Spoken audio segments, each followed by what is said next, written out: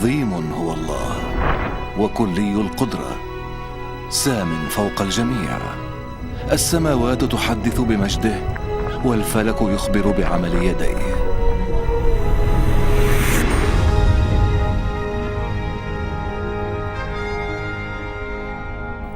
يوم إلى يوم يذيع كلاما، ليل إلى ليل يبدي علما. خلق الله السماوات وخلق الأرض وجبل الإنسان من ترابها،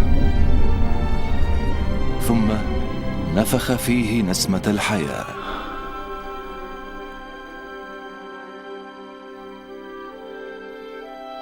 خلق إله المحبة الرجل والمرأة على صورته ومثاله ليكون على علاقة معه. في البداية عبد الإنسان الله وكرمه وعاش معه في علاقة انسجام.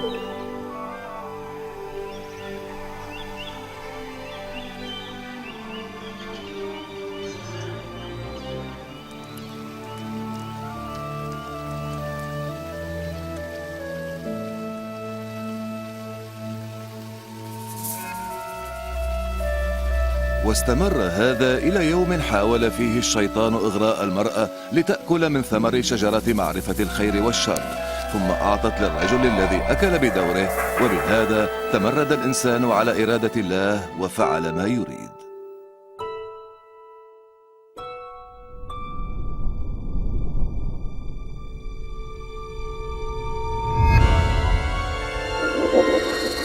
نتيجة لخطيته انفصل الإنسان عن الله وطرد من جنة عدن.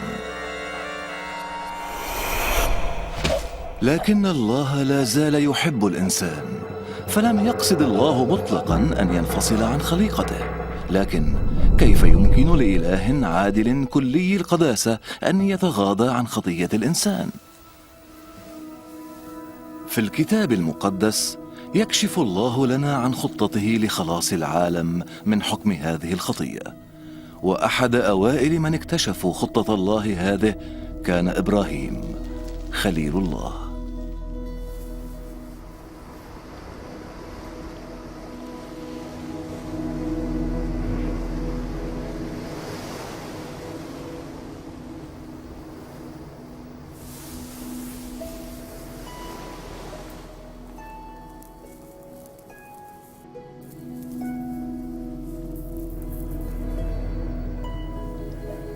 كان إبراهيم رجلا بارا، وعده الله بأن يبارك نسله ويجعله كرمل البحر وكنجوم السماء عددا.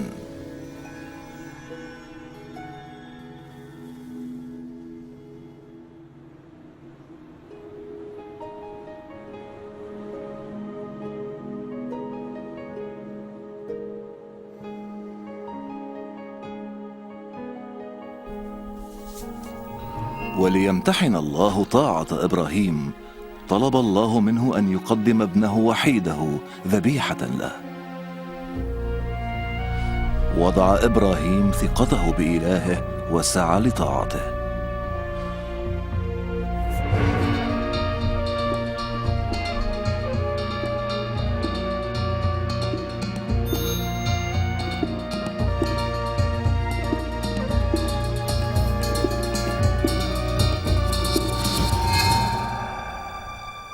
لكنه ما إن رفع سكينه ليضحي بابنه حتى أوقفه ملاك من الرب، إذ علم الله أن إبراهيم يخشاه ويطيعه.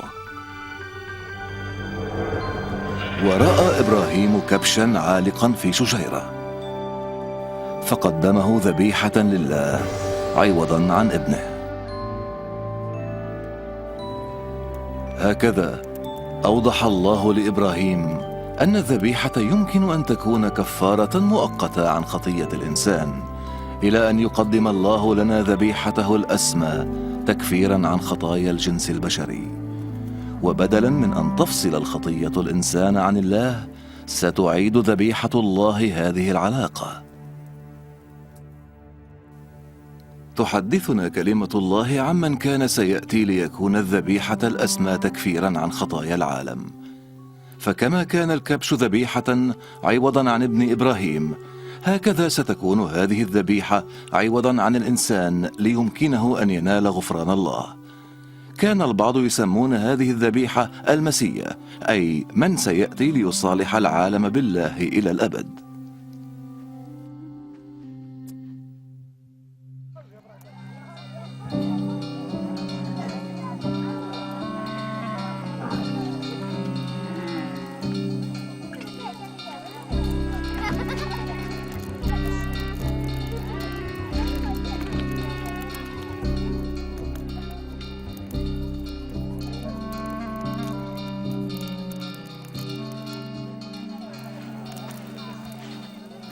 تنبأ الأنبياء كثيرا عن ذلك المسيا قبل قدومه للأرض بمئات السنين.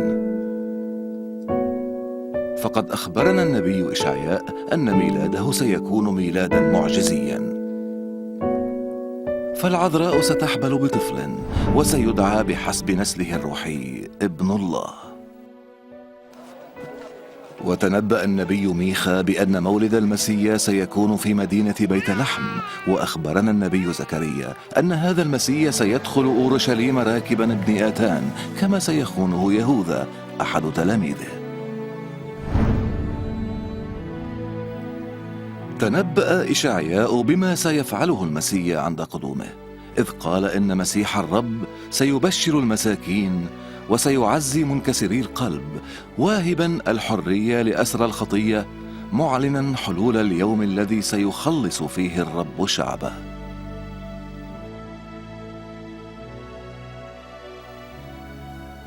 من هو المسيا إذن؟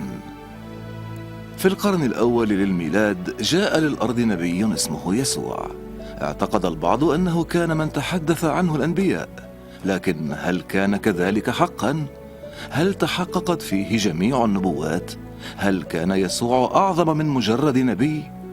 سنرى الآن قصته كما رواها لنا شهود عيان وسجلوها في الوحي المقدس. هنا يؤدي لنا ممثل دور يسوع، مع أنه ليس من إنسان يستحق هذا الدور، لكن كان هذا ليمكننا أن نفهم حياة يسوع ونتعلم منها.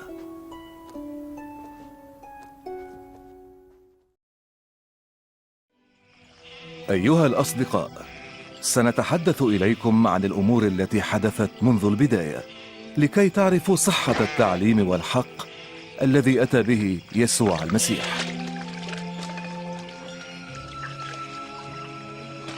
في أيام أغسطس قيصر إمبراطور روما، لما كان هيرودس الكبير ملكا على اليهودية، أرسل الله جبرائيل الملاك إلى عذراء في مدينة الناصرة، وكان اسم العذراء مريم.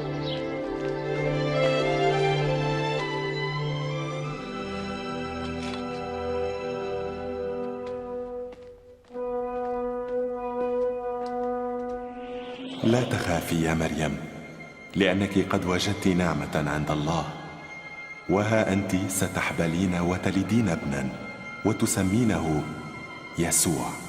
كيف يكون هذا؟ أنا عذراء. الروح القدس يحل عليك، فلذلك القدوس المولود منك يدعى ابن الله، ولن يكون لملكه نهاية. فذهبت مريم لزيارة قريبتها التي حملت هي أيضا طفلا بمعجزة إلهية. أليصابات، مريم، نسيبتي مريم، مباركة أنت في النساء، ومباركة ثمرة بطنك. حين سمعت صوت سلامك ارتقد الجنين بابتهاج في بطني. تعظم نفسي الرب إلهي، وتبتهج روحي بالله القدير مخلصي، فهوذا منذ الآن جميع الأجيال تباركني.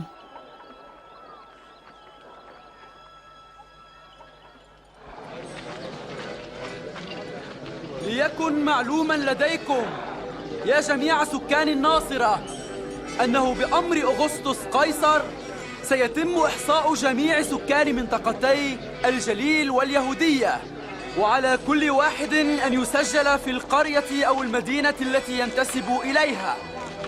فذهبت مريم إلى بيت لحم في اليهودية لتسجل مع يوسف خطيبها.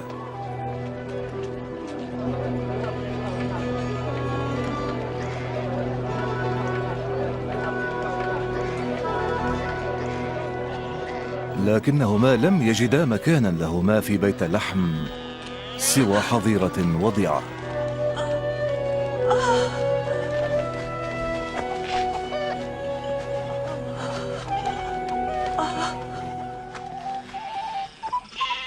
وكان في تلك المنطقة رعاة يحرسون قطعان أغنامهم ليلا، وإذا ملاك الرب ظهر لهم ومجد الرب أضاء حولهم.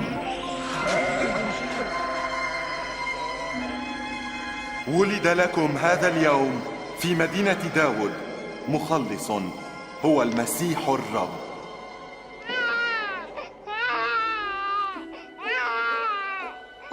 فجاء الرعاة مسرعين ليروا الطفل المولود المضجع في المذود، فكانوا أول من نشر الإنجيل، أي الأخبار السارة عن الأم العذراء وعن مولد المخلص. وبعد أسبوع لما حان وقت ختان الصبي سمي يسوع. ثم صعد يوسف ومريم بالطفل إلى أورشليم ليقدمه للرب. وكان في الهيكل رجل تقي اسمه سمعان، كان قد أوحي إليه بالروح أنه لن يرى الموت قبل أن يرى المسيح المخلص. الآن تطلق عبدك يا رب حسب قولك بسلام.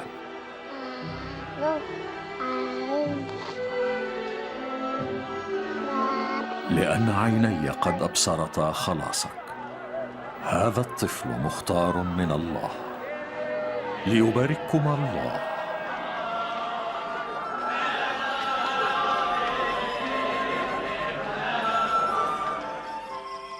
ولما أكملا كل شيء بحسب شريعة موسى تركوا أورشليم ورجعوا إلى الناصرة.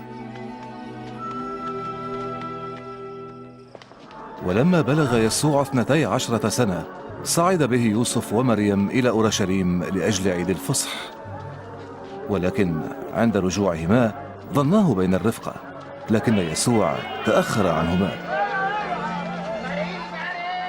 فرجعا إلى المدينة يبحثان عنه، وبعد 3 أيام وجداه في الهيكل في وسط المعلمين والشيوخ.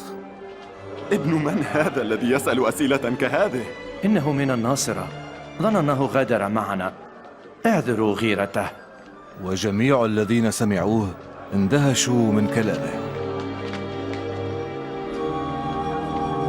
يا بني، لماذا فعلت بنا هذا؟ أنا وأبوك كنا نبحث عنك بقلق شديد. لماذا تبحثان عني؟ ألا تعلمان أن علي أن أهتم بأمور أبي؟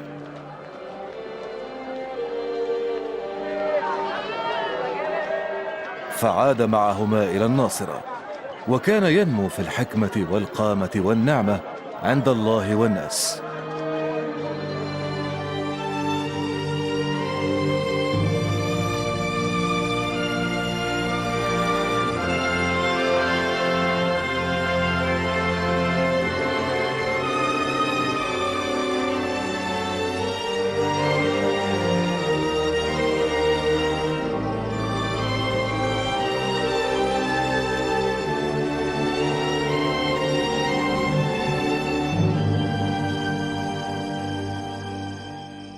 في السنة 15 من حكم القيصر تيباريوس، لما كان بيلاطس البنطي واليا على اليهودية، وهيرودس حاكما على الجليل، وحنان وقيافة رئيسي الكهنة، جاءت كلمة الله إلى يوحنا في البرية، فذهب إلى كل المنطقة المحيطة بنهر الأردن يكرز بمعمودية التوبة لمغفرة الخطايا.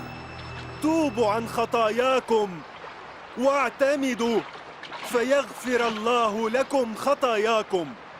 هذا ما قيل على فم النبي إشعياء. صوت صارخ في البرية ينادي: أعدوا الطريق للرب إلهنا، واجعلوا طرقه ممهدة، ليرتفع كل واد وكل جبل وتل ينخفض، فتصير الطرق المعوجة مستقيمة والدروب الوعرة سهلة، ويبصر كل بشر خلاص الله. وماذا نفعل؟ وماذا يجب أن نفعل؟ يا أولاد الأفاعي، ماذا تريدنا أن نفعل؟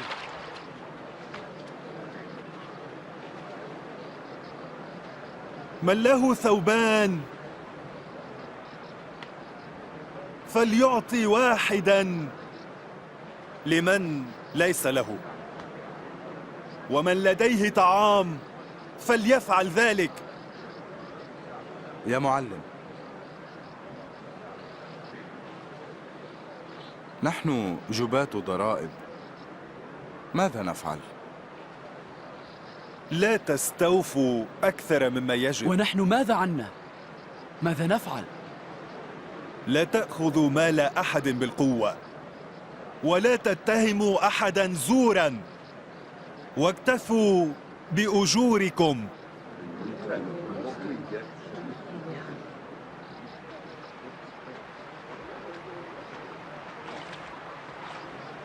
قل لنا، هل أنت هو المسيح؟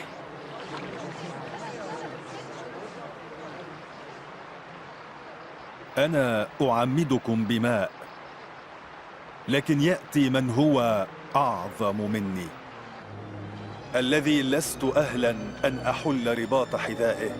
هو سيعمدكم بالروح القدس ونار، الذي مذراته بيده، ليفصل بين القمح والتبن ويجمع القمح إلى مخزنه.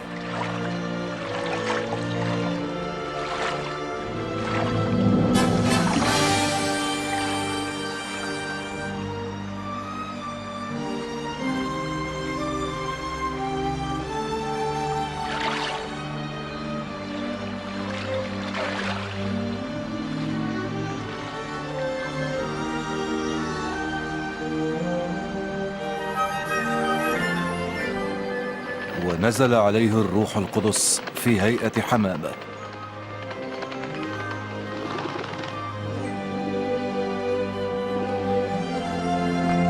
وجاء صوت من السماء قائلا: أنت ابن الحبيب، بك سررت.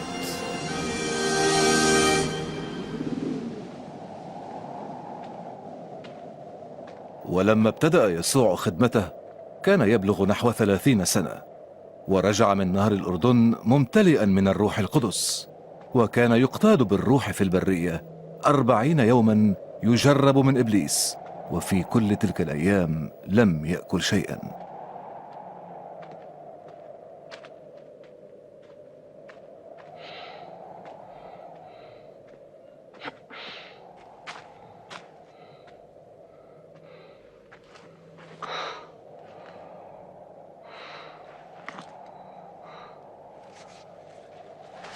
وقال له إبليس: إن كنت ابن الله فقل لهذا الحجر أن يصير خبزا.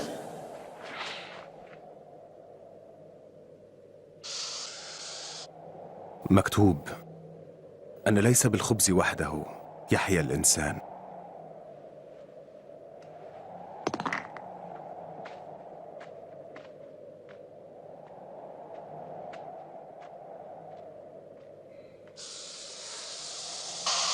ثم أصعده إبليس وأراه جميع ممالك العالم. إليك أعطي كل هذا السلطان والمجد، لأنه قد صار لي، وأنا أعطيه لمن أريد. كل هذا سيكون لك إن سجدت لي. مكتوب: للرب إلهك تسجد، وإياه وحده تعبد.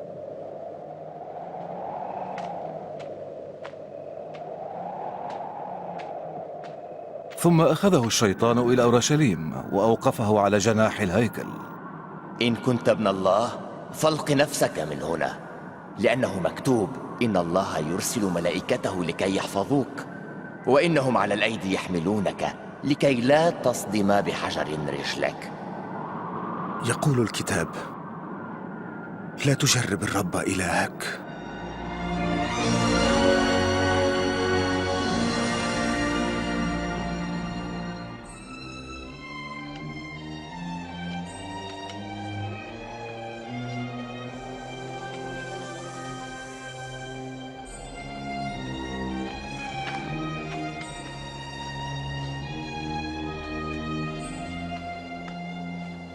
وجاء إلى الناصرة حيث كان قد تربى.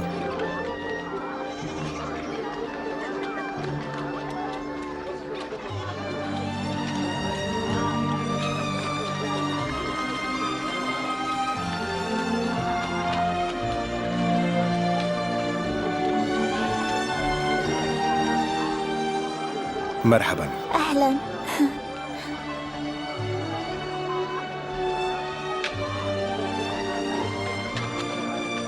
ودخل المجمع حسب عادته يوم السبت.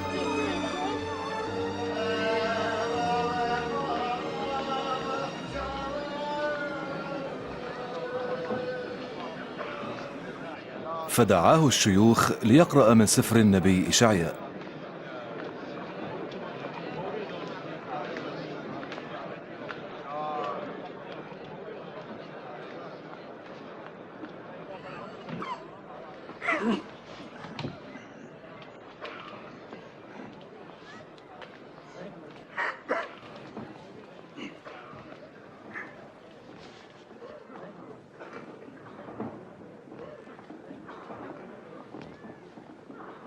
روح الرب علي، لأنه مسحني لأبشر المساكين بالروح، أرسلني لأنادي للمأسورين بالإطلاق وللعمي بالبصر، وأطلق المنسحقين أحرارا، وأكرز بأن الوقت قد أتى ليخلص الرب شعبه. كلامه حسن.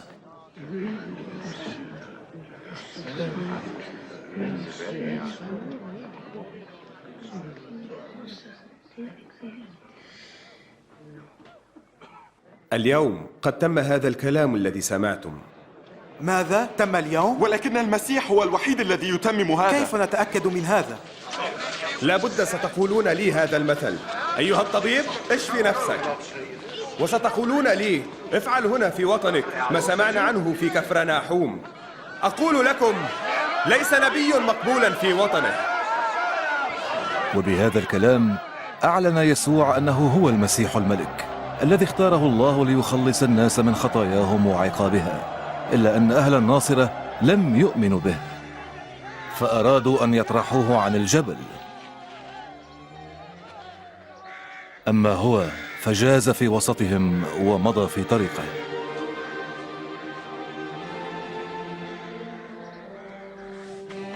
وجاء إلى كفرناحوم، وهي مدينة في الجليل. كان الاحتلال الروماني واضحا في كل مكان، وتاق الشعب إلى المسيح ليحرره من هذا الطغيان. بسرعة.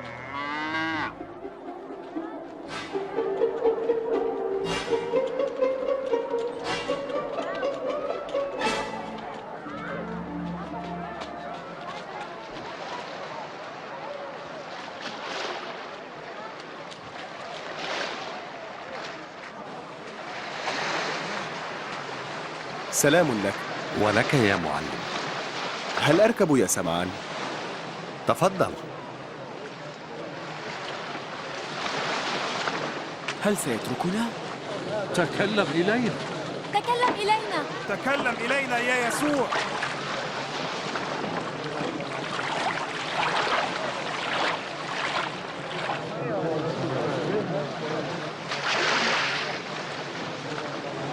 إنسانان ذهبا إلى الهيكل ليصليا، أحدهما فريسي والآخر عشار.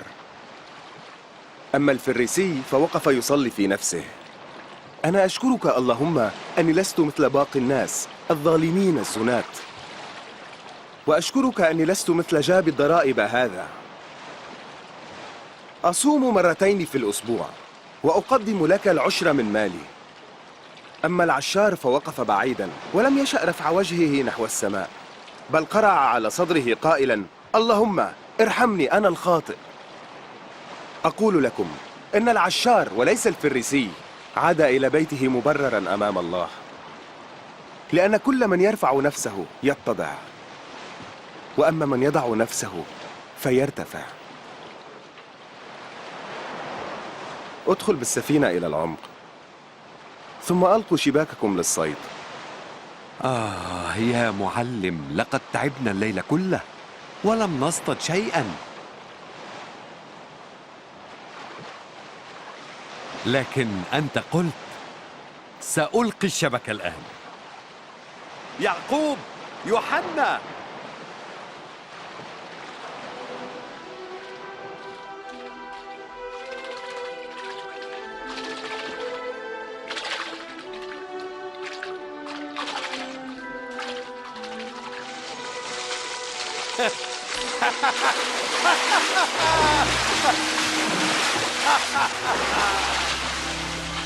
يعقوب، يوحنا، تعاليا بقاربكما وساعدانا.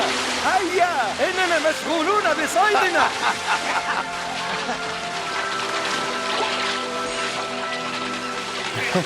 ستغرقون السفينة بصيدكم.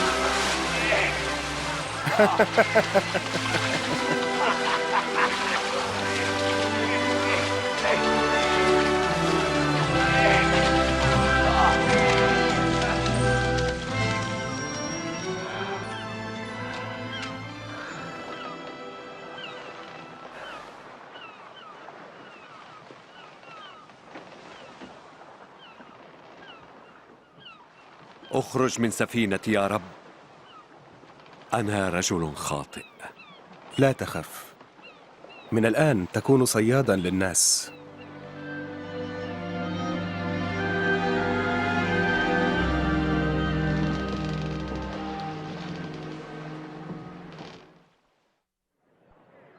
تعالوا إلي واستمعوا لكلامي. اسمعوني فتكون لكم حياة. اطلبوا الرب ما دام يوجد، ادعوه وهو قريب. ليترك الشرير طريقه وفاعل الإثم أفكاره، ويرجع إلى الرب فيرحمه، لأنه يكثر الغفران. فتذهبون بفرح وتنقادون بالسلام. يسوع، يسوع، ها هو آت، إنه هنا، انظروا. يسوع سيدي، أرجوك أن تنقذ ابنتي الوحيدة. ارحمها يا سيد، عمرها 12 سنة وهي تحتضر. أرجوك تعال معي. يا أيروس، أنا آسف. يا يسوع، ابنتك قد ماتت، لا تتعب المعلم. لا تخف، آمن فتشفى ابنتك.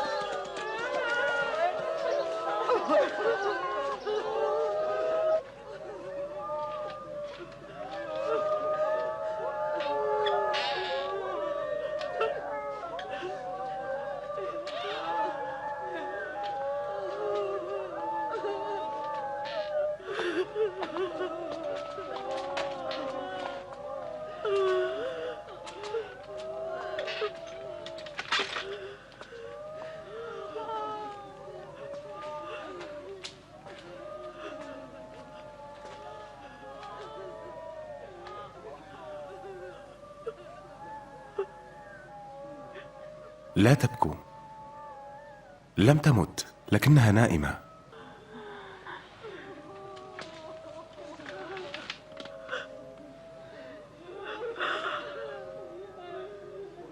يا بني قومي.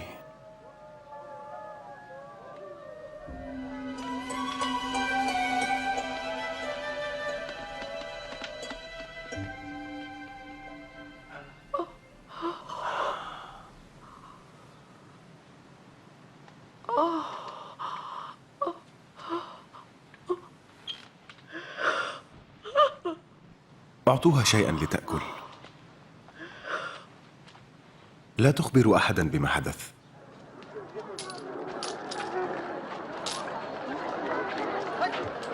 بعد هذا خرج ورأى جابي ضرائب اسمه متى جالسا عند مكان الجباية لاستلام الضريبة.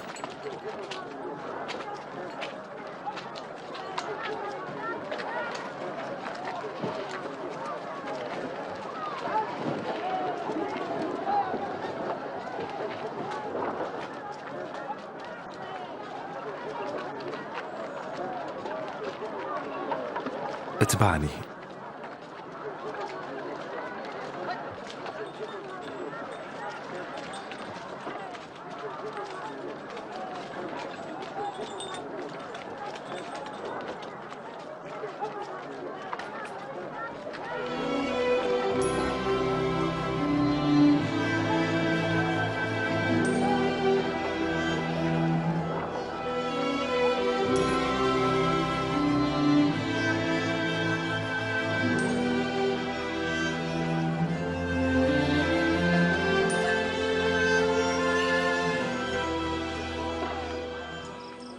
وصعد يسوع إلى الجبل ليصلي، وقضى الليل كله في الصلاة.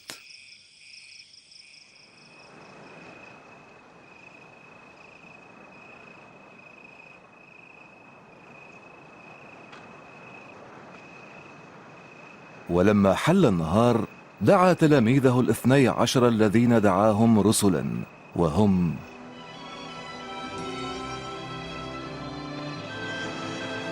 سمعان الذي سماه بطرس، وأندراوس أخاه،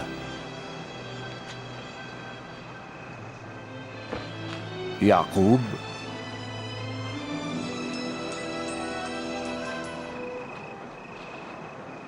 ويوحنا، فيلبس، وبرثلماوس، متى،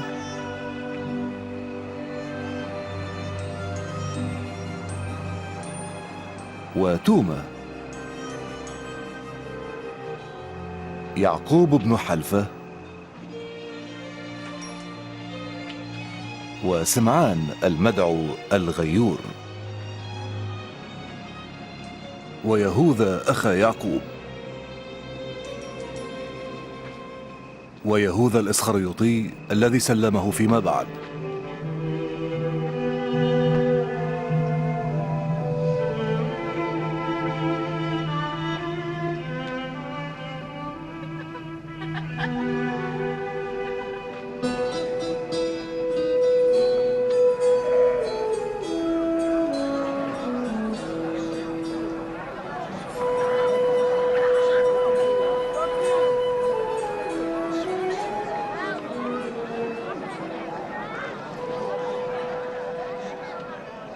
طوباكم أيها المساكين لأن لكم ملكوت الله.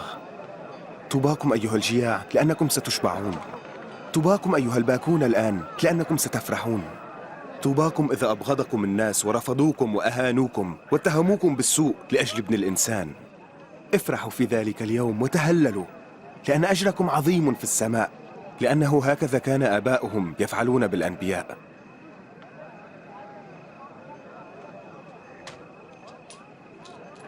ستة عشر، 17، 18، 19، 20. هذا كل ما أملك. ماذا تقصد بأن هذا كل ما ويل تملك؟ لكم أيها الأغنياء الآن، لأنكم قد نلتم نصيبكم.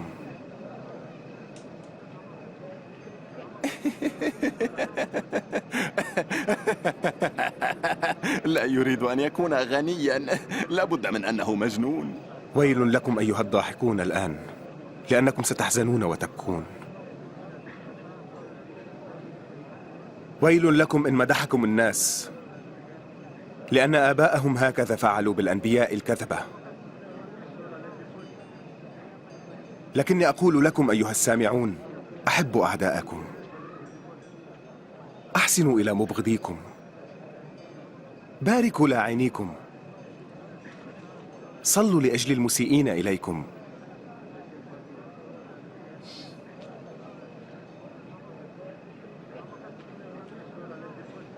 من ضربك على خدك الأيسر فاعرض له الآخر أيضا.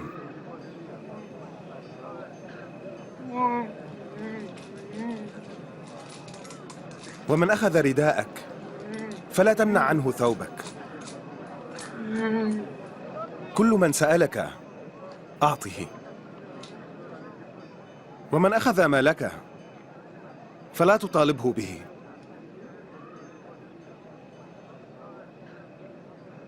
افعلوا بالغير ما ترجونه أنتم منهم.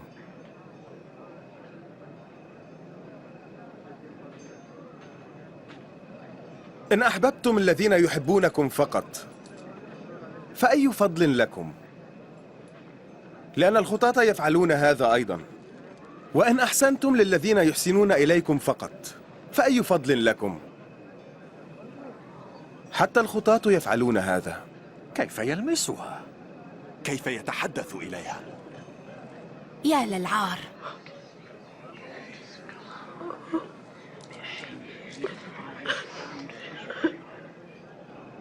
لا، أحب أعداءكم، أحسن لهم، أقرضوا ولا ترجوا شيئا، فيكون لكم أجر عظيم، وتكون بني الله العلي، فإنه منعم على الشاكرين والأشرار، فكونوا رحماء كما أن أباكم أيضا رحيم.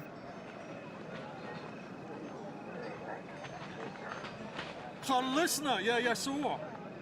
لا تحكموا فلا يحكم عليكم، لا تدينوا فلا تدانوا أنتم، اغفروا يغفر لكم. أرشدنا يا رب.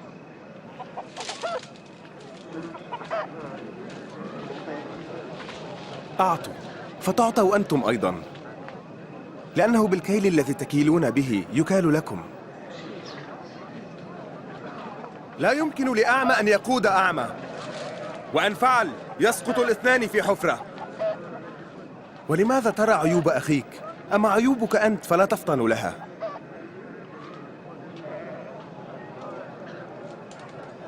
علمنا يا معلم. نحتاج إليك يا رب. طوبى للأم التي ولدتك وأرضعتك. بل طوبى للذين يسمعون كلام الله ويطيعونه. من يكون هذا الرجل؟ أتظن أنه المسيح؟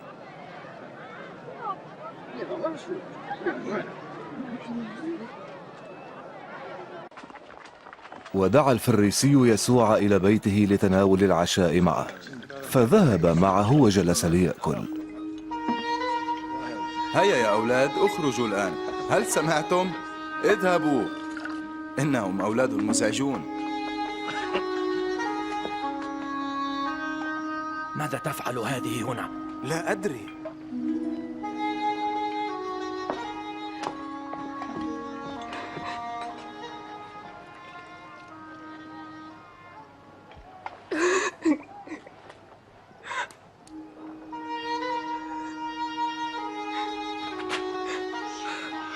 ماذا تفعل هذه؟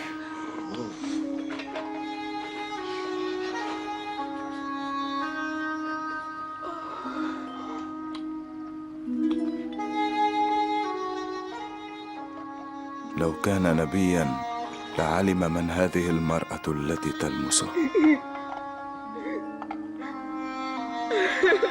وكم هي فاسدة الأخلاق. أنا أعرف من هذه المرأة يا سمعان، ولكن اسمعني. كان لمداين مديونان، أحدهما ب500 والثاني ب50، وإذ لم يمكنهما سداد الدين سامحهما، فمن منهما سيحبه أكثر؟ الذي سامحه بالدين الأكبر على ما أظن. صحيح. أترى هذه المرأة؟ لقد دخلت بيتك وماء لم تعطني لغسل رجلي، أما هي فغسلت رجلي بدموعها ومسحتهما بشعر رأسها، قبلة لم تقبلني. أما هي فما كفت عن تقبيل رجلي، بزيت لم تدهن أنت رأسي، وأما هي فقد دهنت بالطيب رجلي.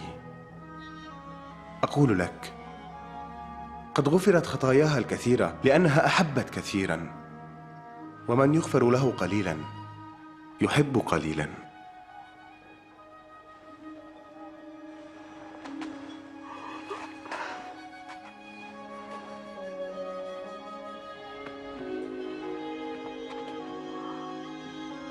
مغفورة لك خطاياك، لماذا يتكلم هكذا؟ إيمانك قد خلصك، اذهبي بسلام.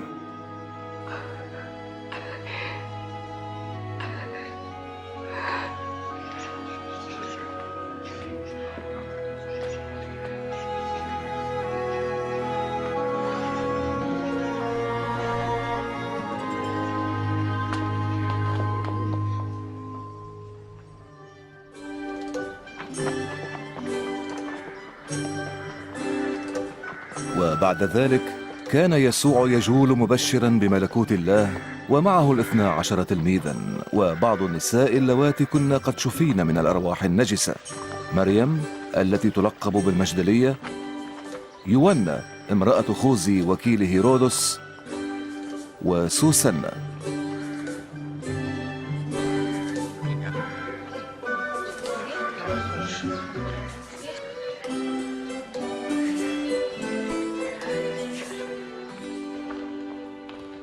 وأما هيرودس حاكم الجليل الروماني فكان قد ألقى يوحنا المعمدان في السجن لأنه أدان زواجه من امرأة أخيه.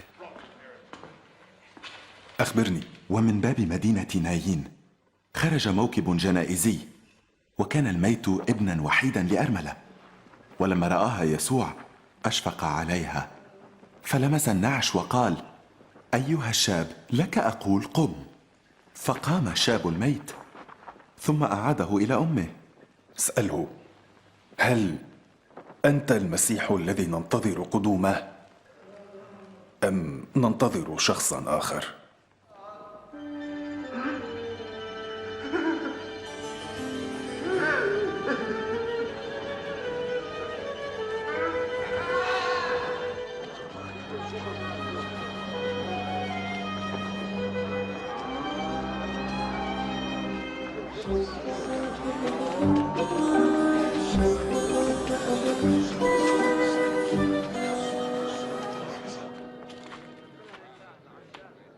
يا معلم،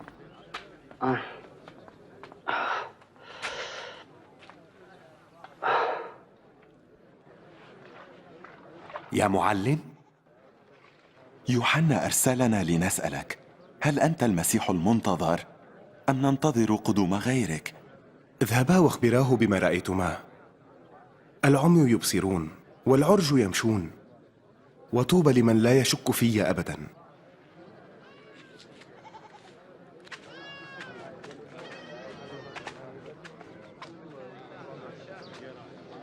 أبي ارفعني.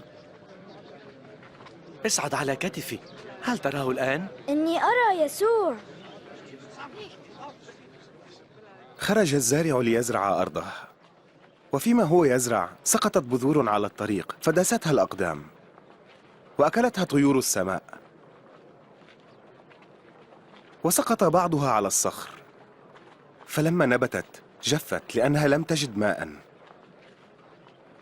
وسقط بعضها وسط الشوك، فنبت معها الشوك وخنقها، وسقط بعضها في الأرض الجيدة، ولما نبتت أثمرت كل حبة 100 ضعف. يا معلم، لماذا تكلم الناس دائما بالأمثال؟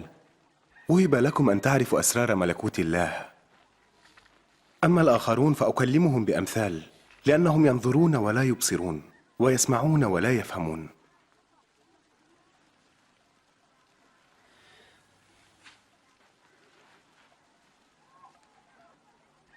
هذا تفسير المثل: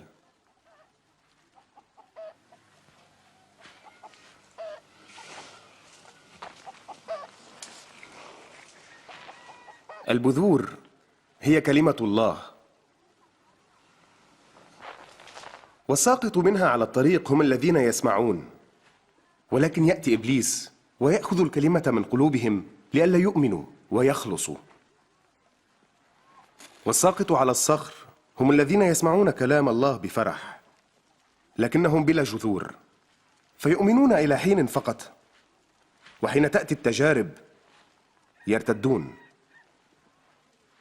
والساقط على الشوك هم من يسمعون، لكن هموم ومتع هذه الحياة تخنقهم، لذلك لا يثمرون. والساقط على الأرض الجيدة هم من يسمعون كلمة الله فيحفظونها في قلوبهم ويثبتون بها ويثمرون.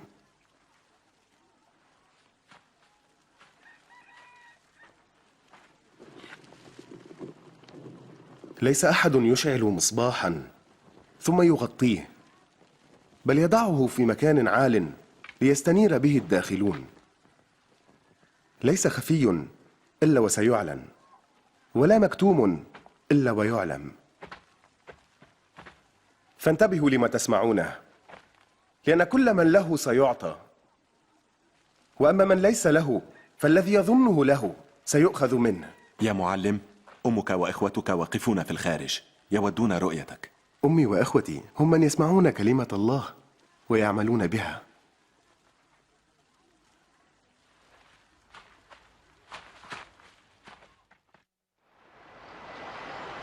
وفي أحد الأيام ركب يسوع قاربا مع تلاميذه وقال لهم: لنعبر البحيرة.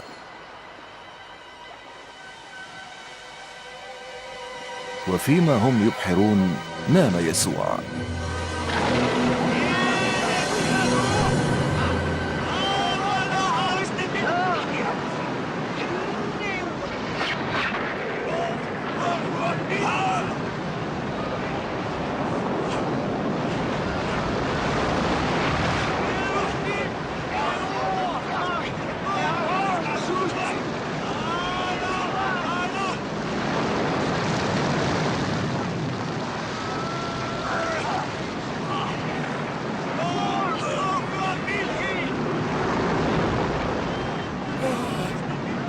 يا معلم، يا معلم، يسوع، نوشك أن نموت، الأمواج تغمرنا، أنقذنا يا يسوع.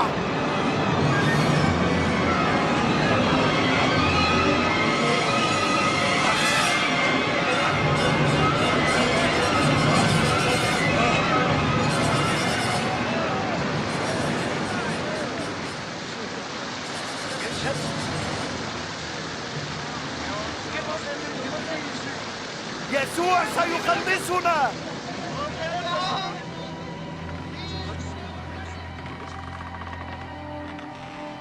أين إيمانكم؟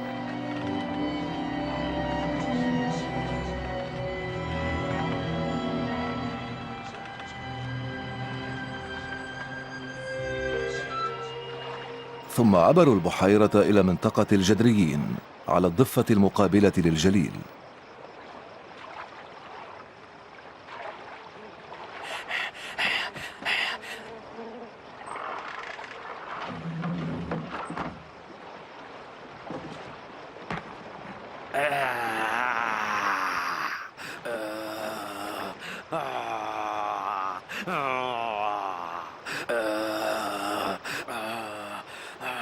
يسوع يا ابن الله العلي،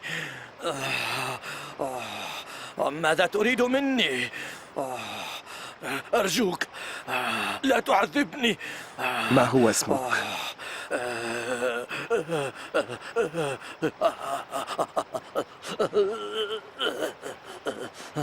لاجئون، نرجوك لا ترسلنا إلى الجحيم. دعنا ندخل في قطيع الخنازير.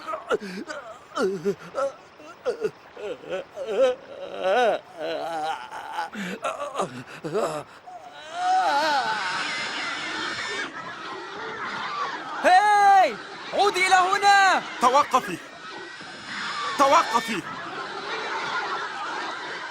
وخرجت الشياطين من الرجل عودي ودخلت في الخنازير.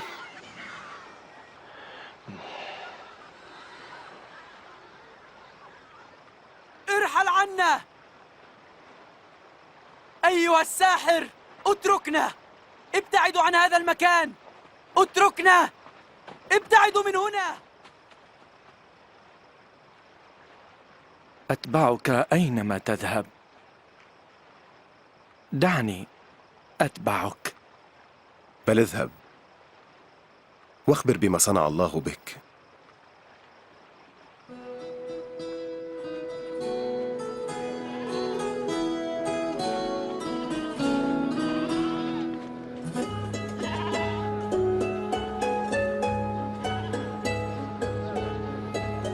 فابتعد يسوع والتلاميذ عن الناس وتوجهوا إلى مدينة بيت صيدا.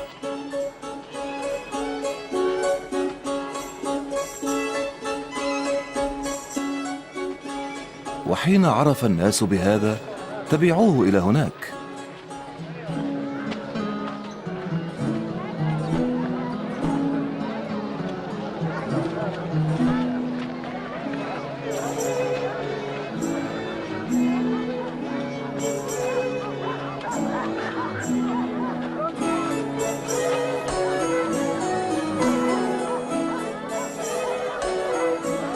وفي آخر النهار قال بطرس: يا سيد، اصرف الجموع ليذهبوا إلى القرى والمزارع القريبة من هنا ليجدوا طعاما فيها، فهذا مكان خلاء.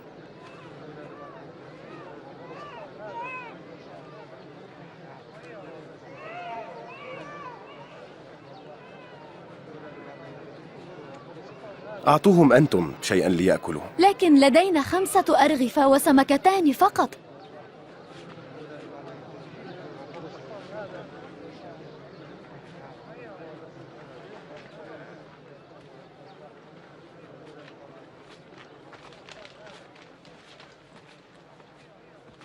مبارك أنت أيها الرب يا ملك الكون، يا من تخرج خبزا من الأرض.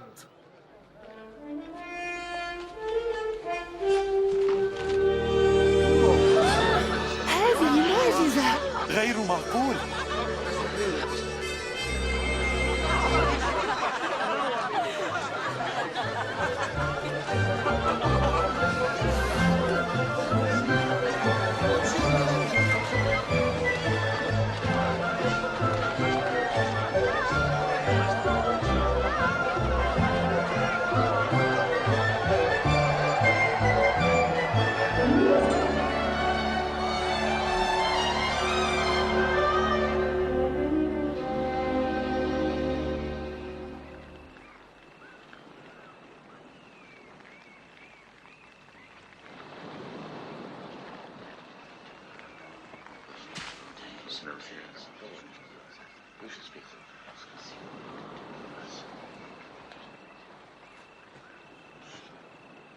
من يقول الناس إني أنا؟ البعض يقول إنك يوحنا المعمدان، وآخرون يقولون إنك النبي إيليا، وأناس يقولون إنك أحد الأنبياء القدماء وقد عاد للحياة. وأنتم ماذا تقولون عني؟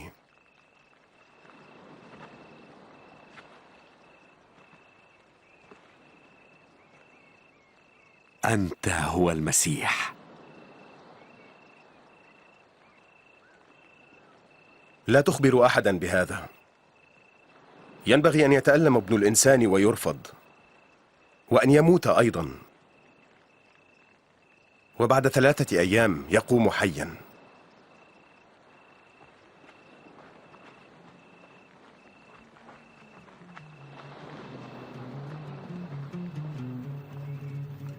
فاض قلبي بشوق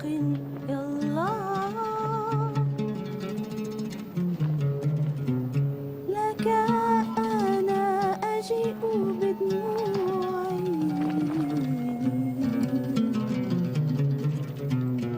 لك كل حنيني.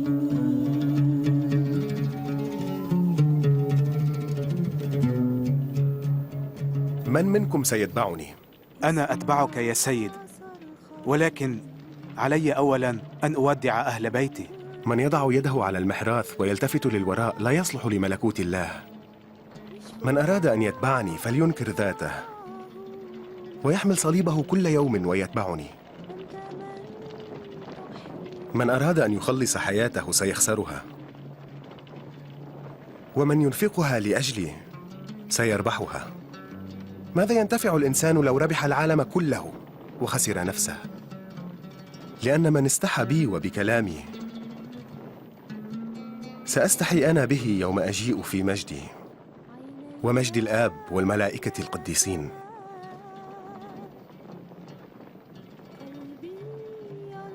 الحق أقول لكم، بينكم هنا أناس لن يموتوا حتى يروا ملكوت الله. وجهك لي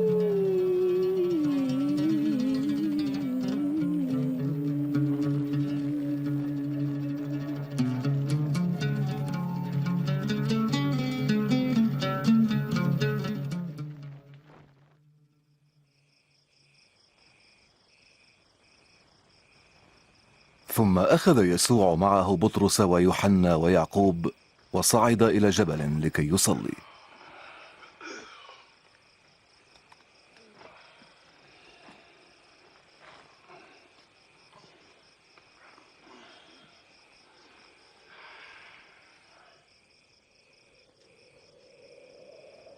وبينما كان يصلي تغيرت ملامح وجهه وصارت ملابسه بيضاء لامعة، وظهر رجلان يتكلمان معه وهما موسى وإيليا اللذان ظهرا بمجد سماوي.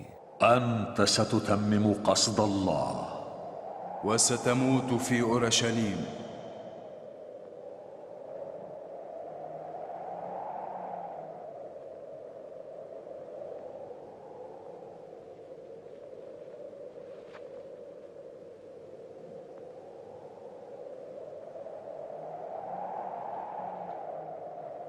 وبينما هما يفارقانه قال بطرس ليسوع: يا معلم، ما أجمل أن نكون هنا لنصنع 3 خيام، لك واحدة، وعندما تكلم بطرس ولموسى واحدة، نزلت سحابة وظللتهم، فخاف التلاميذ، وجاء صوت من السماء قائلا: هذا ابني الذي اخترته، له اسمعوا.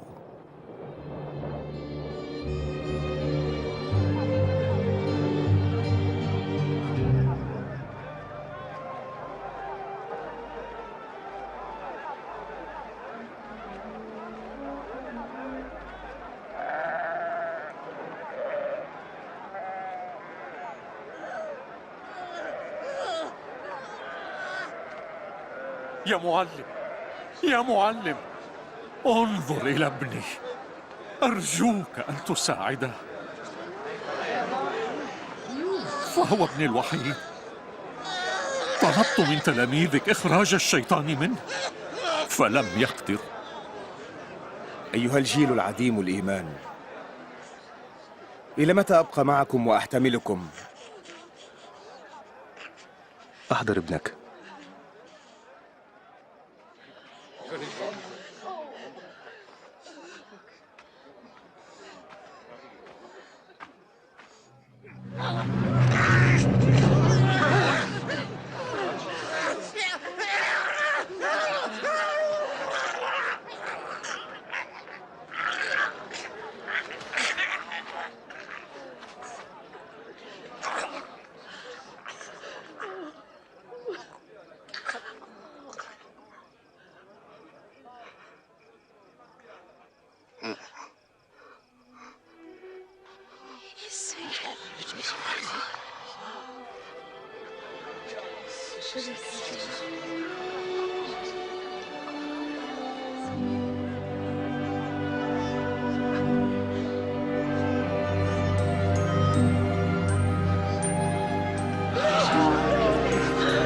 شفي وجهه أيضا.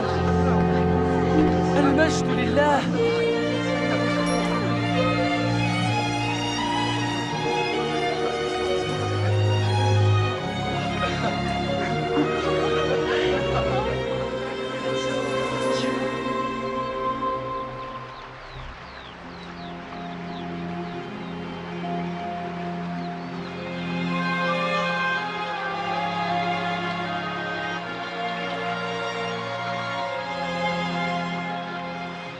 علمنا كيف نصلي كما علم يوحنا تلاميذه. متى صليتم قولوا: أبانا الذي في السماوات، ليتقدس اسمك، ليأتي ملكوتك، لتكن مشيئتك كما في السماء كذلك على الأرض. خبزنا كفافنا أعطنا اليوم، واغفر لنا خطايانا كما نغفر لمن يذنب إلينا، ولا تدخلنا في تجربة لكن نجنا من الشرير.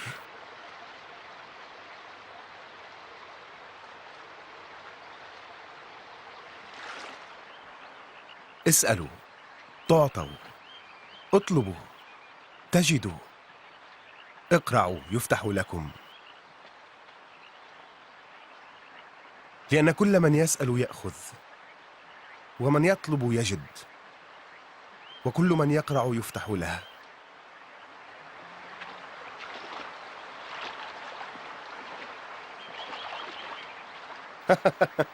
هل بينكم أب يعطي ابنه حجرا إن طلب منه خبزا، أو يعطيه حية إن طلب منه سمكة؟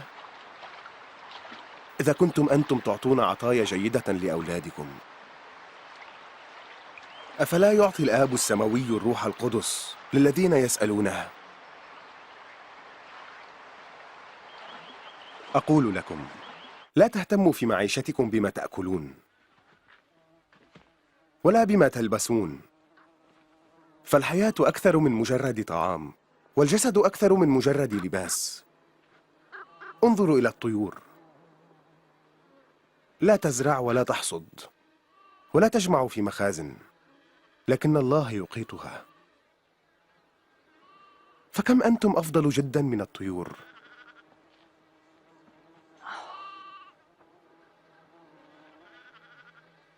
من منكم يمكنه أن يضيف ساعة إلى عمره؟ إن كان لا يمكنكم هذا، فلم تنشغلون بالباقي؟ تأملوا الورود كيف تنمو، إنها لا تتعب ولا تغزل. حتى سليمان في كل مجده لم يلبس كواحدة مثلها. إن كان الله يلبس هذا العشب الذي سيرمى غدا في النار هكذا، فكم بالحري سيهتم بلباسكم يا قليلي الإيمان. يا رب زد إيماننا. لو كان لكم إيمان بقدر حبة خردل وقلتم لهذه الشجرة انقلعي من جذورك وانغرسي في البحر، فستطيعكم.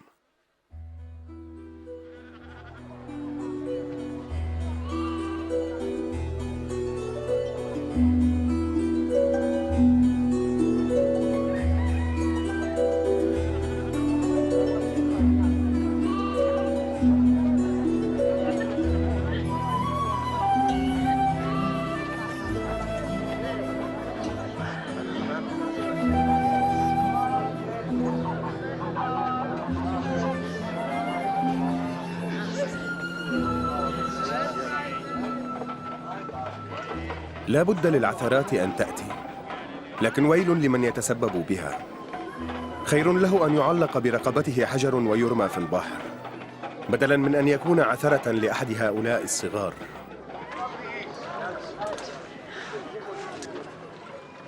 ماذا يشبه ملكوت الله؟ إنه يشبه حبة خردل أخذها رجل وزرعها في حقله، فنبتت وصارت شجرة تعشش الطيور في أغصانها. لست أفهم ما يقوله. لماذا تأكلون مع جباة الضرائب وهؤلاء الخطاة؟ لا يحتاج الأصحاء إلى طبيب، بل المرضى. لم آتي لأدعو أبرارا للتوبة، بل الخطاة.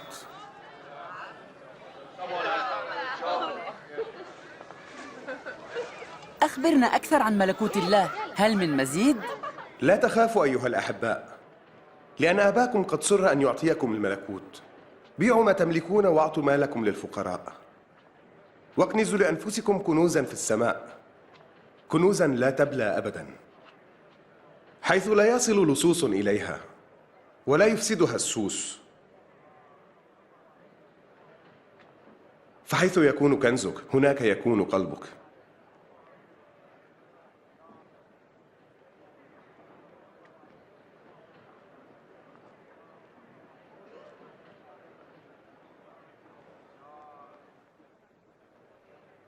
يا امرأة، لقد شفيت من مرضك.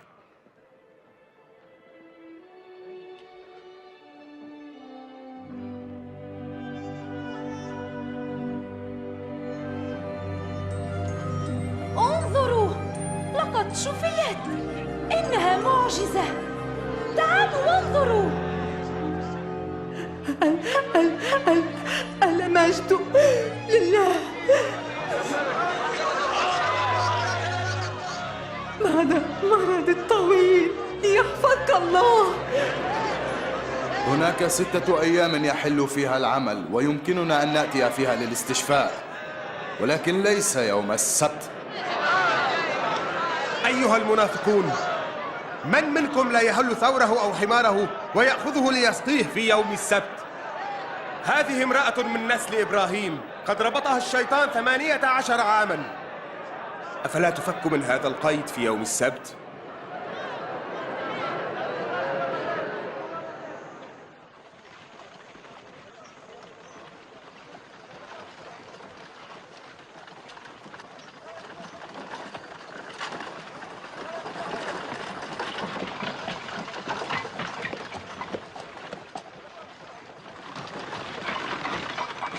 أيها المعلم الصالح، ماذا أفعل لأنال الحياة الأبدية؟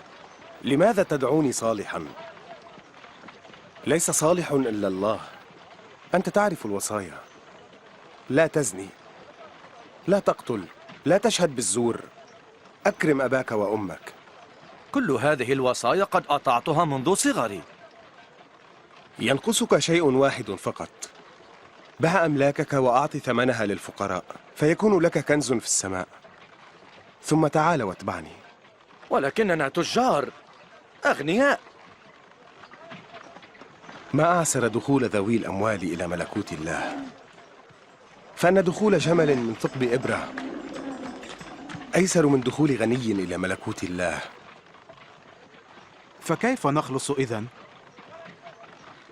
غير المستطاع عند الناس مستطاع عند الله. لكن متى سيأتي ملكوت الله؟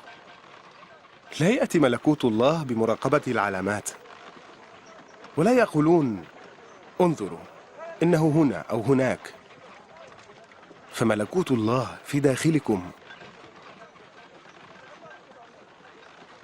سيأتي زمان تتمنون فيه رؤية يوم من أيام ابن الإنسان، لكن لا ترون. فكالبرق الذي يلمع عبر السماء ليضيئها من جهة لأخرى، هكذا يكون مجيء ابن الإنسان. لكن قبل هذا ينبغي أن أتألم وأرفض من أبناء هذا الجيل.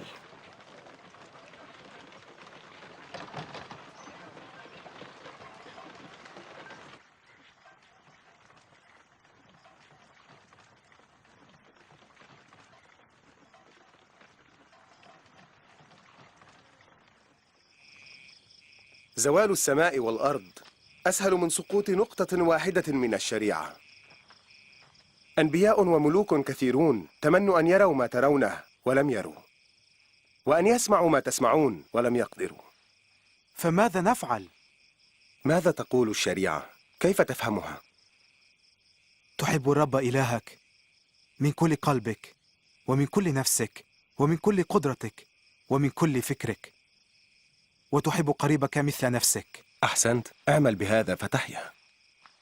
ومن هو قريبي؟ ليس هؤلاء الجنود. وماذا عن قيصر؟ كان رجل مسافرا من أورشليم إلى أريحة، فهاجمه اللصوص وضربوه وسلبوه وتركوه بين حي وميت. فمر بالقرب منه كاهن، ولما رآه مشى على الجانب الآخر. بعدها مر رجل من خدام الهيكل، فلم يقترب منه واستمر ماشيا في طريقه. ثم مر به رجل سامري غريب، ولما رآه أشفق عليه واقترب منه وداواه ودهن جروحه بالزيت، ثم أركبه على دابته وأحضره إلى فندق واهتم به. وفي الغد أعطى صاحب الفندق مالا وقال له: اعتني به، ومهما أنفقت أكثر أسدد لك عند رجوعي.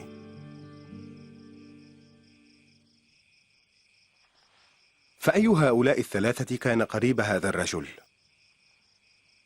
الرجل الذي ساعده. افعلوا إذن مثله. دعوا الأطفال يأتون إلي ولا تمنعوهم، لأن لمثل هؤلاء ملكوت الله.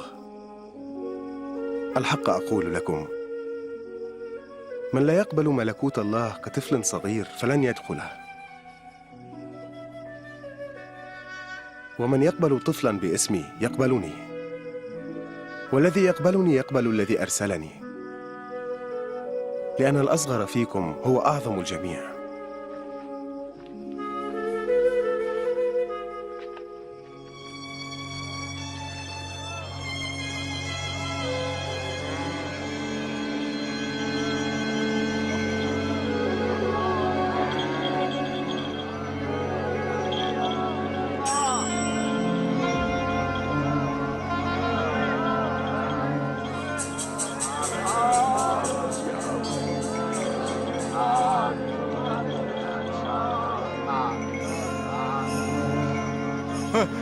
ما هذا؟ ماذا يجري؟ يسوع الناصري يمر من هنا.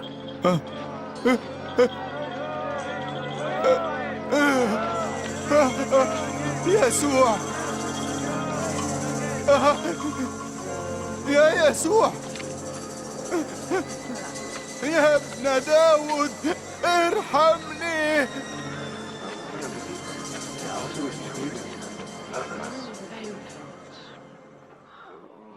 ماذا تريد أن أفعل لك؟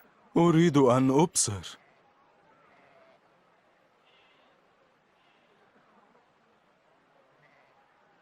فلتبصر، إيمانك قد شفاك. إني أرى، عاد بصري. إني أرى.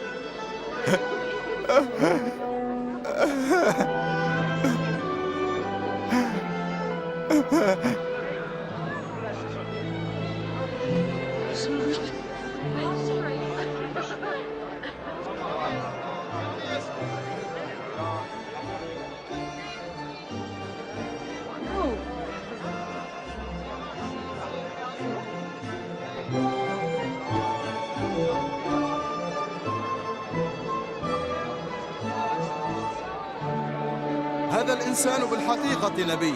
ربي وسيدي خلصني.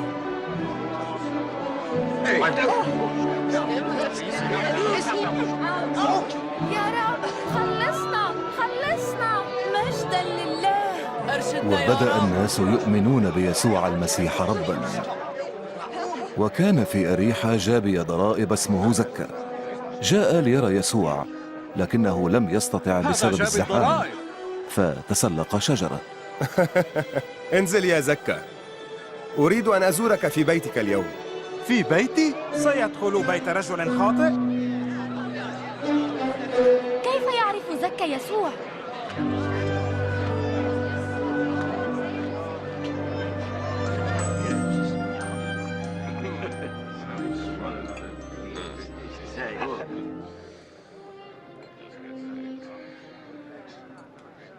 اسمعوا، أعطي نصف ما أملكه للفقراء، وإن كنت ظلمت أحدا أرد له 4 أضعاف.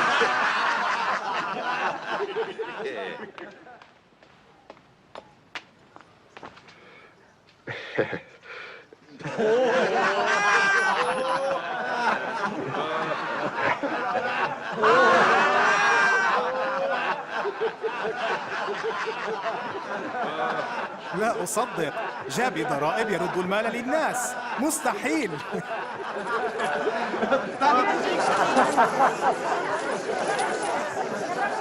اليوم حصل خلاص لهذا البيت، لأن هذا الرجل أيضا من نسل إبراهيم، وابن الإنسان قد جاء ليخلص الهالكين.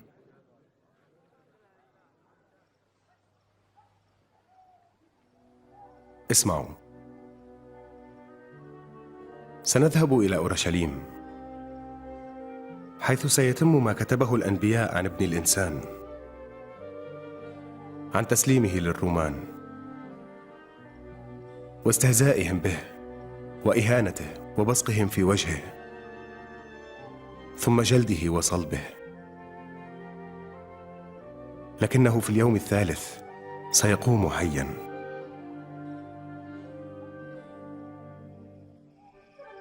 ورغم علم المسيح بأنه سيموت لأجل خطايا الناس، صعد نحو أورشليم، وكثيرون من الناس فرحوا بمجيئه وهللوا وهتفوا قائلين: مبارك الملك الآتي باسم الرب، سلام في السماء ومجد في الأعالي.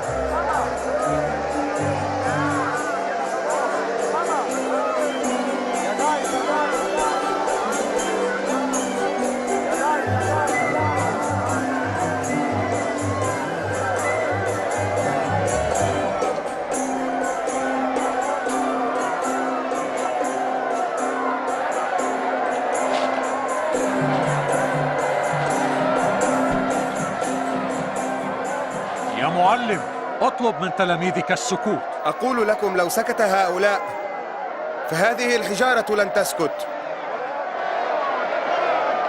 السلام، المجد، الكرامة.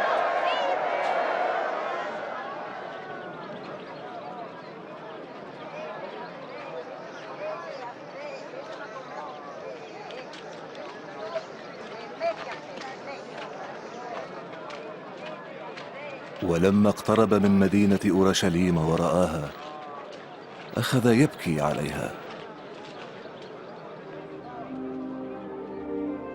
يا أورشليم، لو تعرفين طريق السلام في يومك هذا، لكنه أخفي عنك.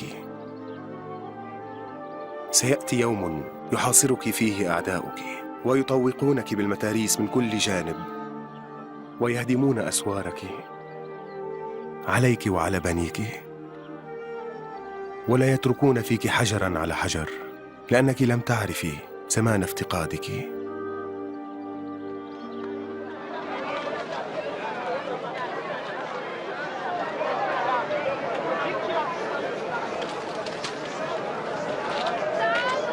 ودخل الهيكل فوجد الساحة مكانا للتجارة يبيعون ويشترون فيه.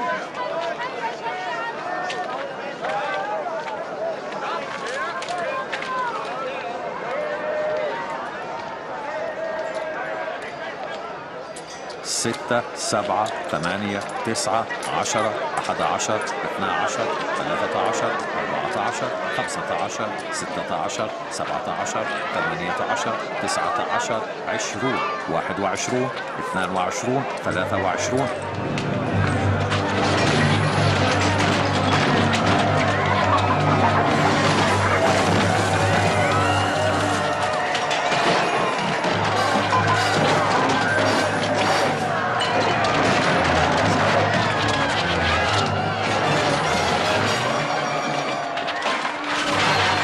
مكتوب: بيتي بيت الصلاة وأنتم جعلتموه مغارة لصوص.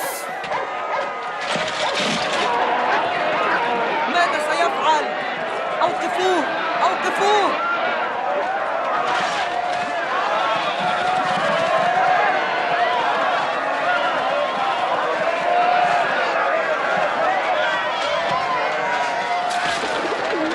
نادوا الحراس! نادوا الحراس! وكان الكتبة ورؤساء الكهنة مع وجهاء الشعب يطلبون موته، لكن الشعب كان متعلقا به. سمعت أن أناسا كثيرين استقبلوه كملك. ملك؟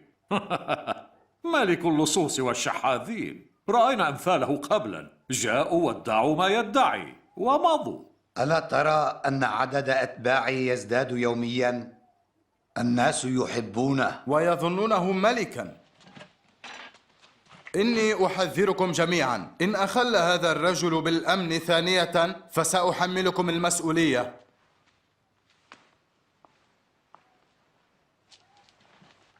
إنه على حق، حان وقت مواجهة هذا الجليلي. وبينما كان يسوع ينتقد المنافقين من رجال الدين، كان أتباعه يزدادون يوما بعد يوم، وكان أعداؤه ومعارضوه يزدادون أيضا. وبينما كان في الهيكل رأى أرملة فقيرة تعطي فلسين تقدمه. ألا تعطينا أكثر؟ أقول لكم، هذه الأرملة قدمت أكثر من الآخرين، لأن الآخرين أعطوا من فضلة ما لديهم، أما هي فرغم فقرها قدمت كل ما لديها. قل لنا، بأي سلطان تقول هذا؟ من أعطاك إياه؟ وأنا أسألكم سؤالا، معمودية يوحنا هل كانت من الله أم من الناس؟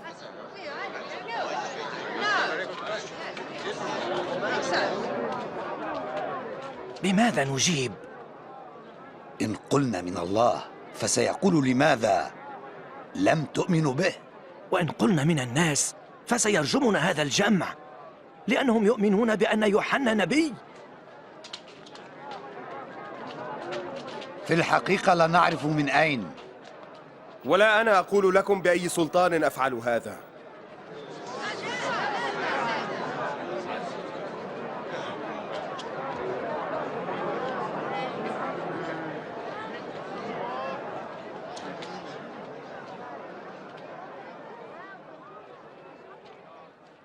إنسان غرس كرم عنب وسلمه إلى مزارعين وسافر زمانا طويلا، ولما جاء موسم القطاف أرسل خادمه إلى المزارعين ليأخذ نصيبه من ثمر الكرم، فضربه المزارعون ولم يعطوه شيئا، فأرسل لهم آخر، لكنهم ضربوه أيضا وأهانوه وأرجعوه خالي اليدين، فأرسل لهم خادما ثالثا، لكنهم ضربوه وجرحوه وألقوه خارجا. فقال صاحب الكرم: ماذا أفعل؟ أرسل ابني الحبيب، فلا بد سيحترمون ابني. لكنهم لما رأوه تآمروا معا قائلين: هذا هو الوريث، لنقتله فيصير الميراث لنا. أكمل القصة يا معلم. فأخذوه خارج الكرم وقتلوه. فماذا سيفعل صاحب الكرم بهؤلاء المزارعين؟ سيأتي ويقتلهم ويسلم الكرم لآخرين، وإلا فما معنى ما كتب؟ الحجر الذي رفضه البناؤون صار حجر الزاوية، كل من يقع على هذا الحجر يتهشم، وكل من سقط عليه الحجر يسحقه سحقا. يا معلم، نعلم أنك بالحق تعلم، ونعرف أنك لا تحابي، لكنك تعلم ما يريده الله طريقا للإنسان. أخبرنا، هل يجوز لنا أن ندفع الجزية للرومان أم لا؟ أرني دينارا.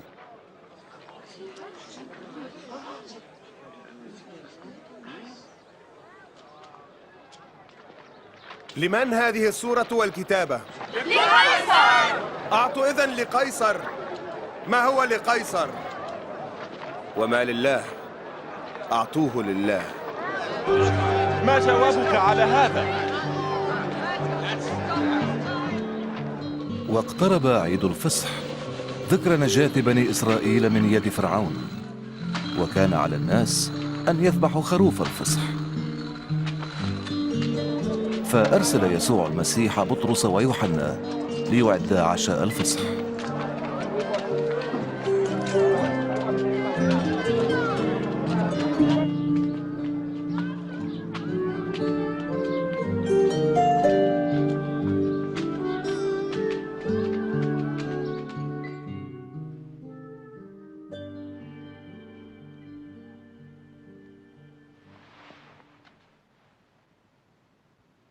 شهوة اشتهيت أن آكل هذا الفصح معكم قبل أن أتألم. أقول لكم إني لا آكله ثانية حتى يتم القصد منه في ملكوت الله.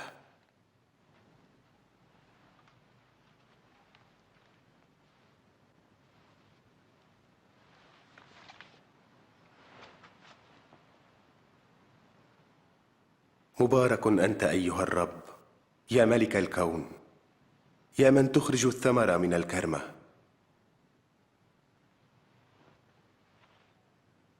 خذوا هذه واشربوا جميعكم،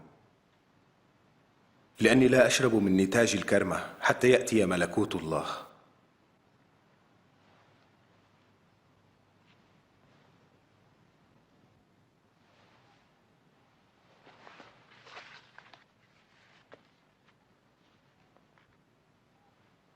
مبارك أنت أيها الرب يا ملك الكون، يا من تخرج الخبز من الأرض.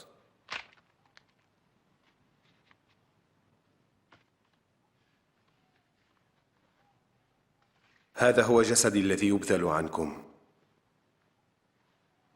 اصنعوا هذا لذكري.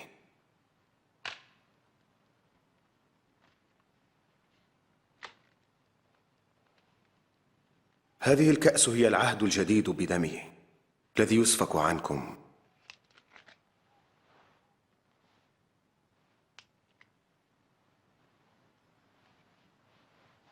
لكن ها يد الذي يسلمني تمتد إلى المائدة معي، وابن الإنسان سيموت كما هو محتوم، لكن ويل لذلك الإنسان الذي يسلمه. مستحيل، غير ممكن. ما الذي يقوله؟ ماذا؟ ماذا؟ من سيسلمك يا رب؟ غير ممكن. ما الذي يقوله؟ مستحيل.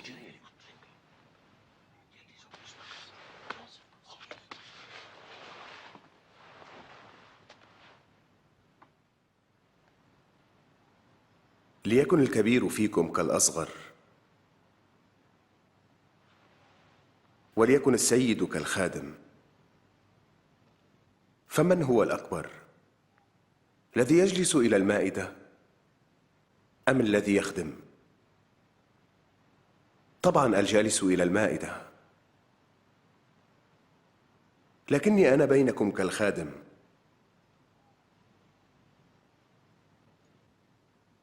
أنتم الذين ثبتتم معي في تجاربي، وكما أعطاني الآب أن أملك فهكذا أعطيكم، لتأكلوا وتشربوا على مائدتي في ملكوتي، وتملكوا على أسباط بني إسرائيل 12. ليس هناك خائن إذن. سمعان اسمعني. الشيطان يريد أن يجربكم ليضلكم ويغربلكم كما يغربل الفلاح القمح، لكني صليت لأجلك لكي لا تفقد إيمانك، ومتى عدت إلي ثبت إيمان إخوتك. يا رب، أنا مستعد أن أسجن معك وأن أموت أيضا. أقول لك يا بطرس، لا يصيح الديك اليوم قبل أن تنكر 3 مرات أنك تعرفني.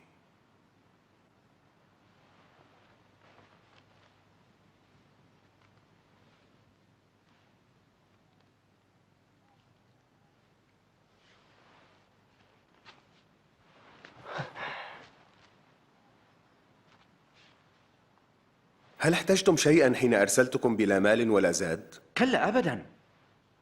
أما الآن فاحملوا معكم زادا، ومن ليس له فليبع ثوبه ويشتري سيفا. وأقول لكم، قيل في الكتاب إنه أحصي مع أثمه، وما هو مكتوب عني يجب أن يتم. يا سيد، هو ذا سيفان هنا.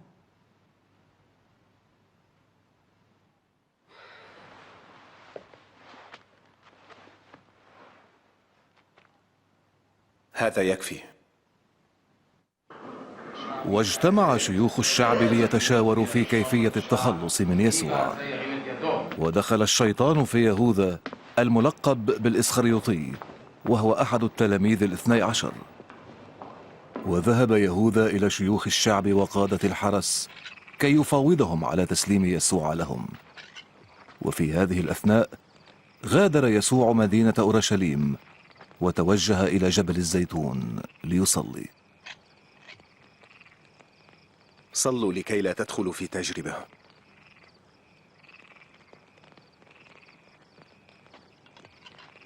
وأخذ يهوذا 30 من الفضة مقابل تسليمه لسيده. وكان يسوع يعلم أن ساعة موته لأجل خطايا البشر قد اقتربت، فصلى قائلا: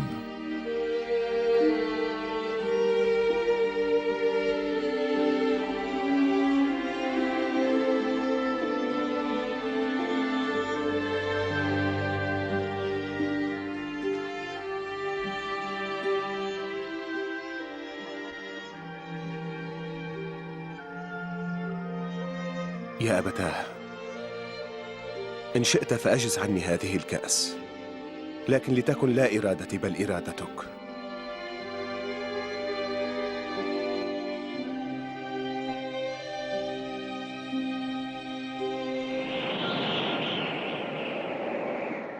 وظهر له ملاك من السماء ليقويه، وصار عرقه كقطرات دم تتساقط على الأرض.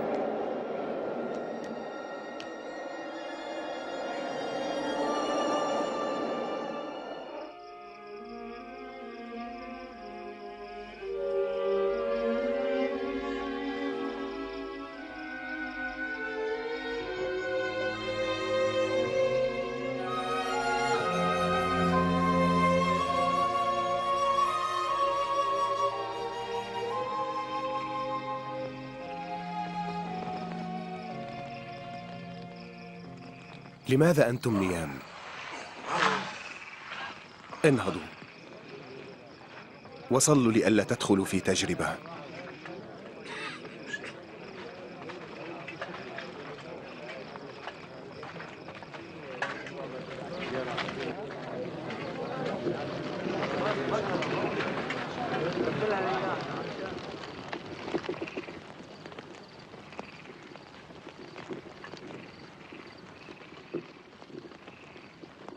يهوذا،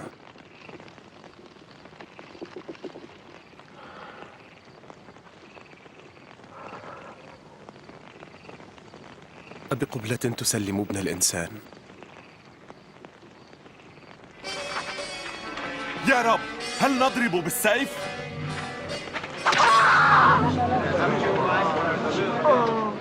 هيا اقبضوا عليه. كفى يا بطرس.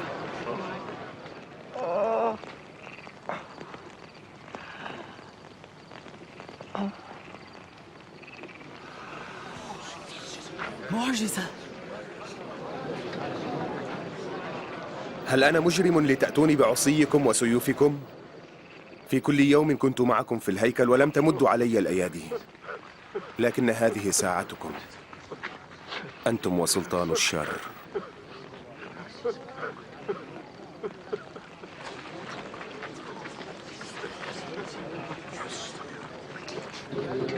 اقبضوا عليه.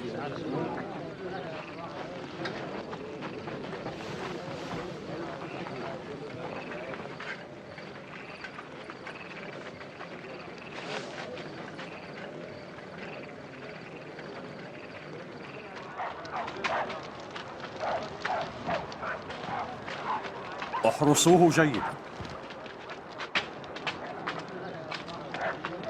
وكان الجنود الذين يحرسون المسيح يضربونه ويهزؤون به. هذا هو الثوب الملكي. تنبأ لنا بما سيحدث. هل ستخلصنا يا صاحب الجلالة؟ هل ستخلصنا؟ هذا الرجل كان مع يسوع. لست أعرفه يا امرأة. رأيتهما معا.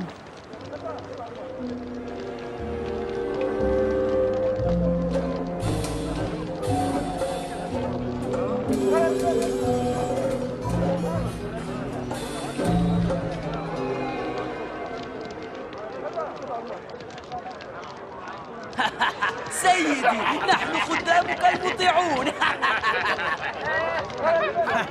ما شعورك يا صاحب الجلالة؟ أنت أيضا واحد منهم. لست منهم.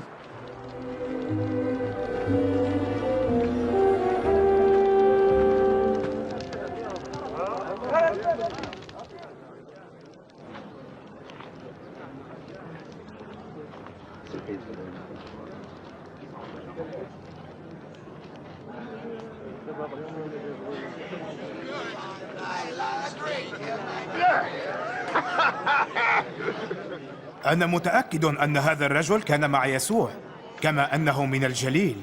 انصرف. لست أدري عما تتحدث.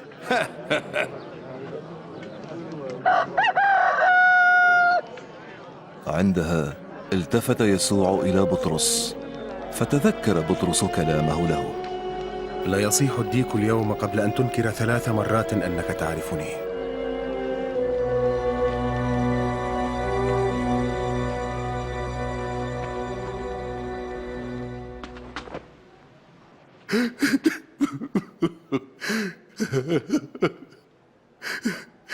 يا رب، أتوسل إليك، افعل بحسب عظمة قدرتك يا رب. يا رب، أنت الذي غفرت لآبائنا لما عصوا كلامك.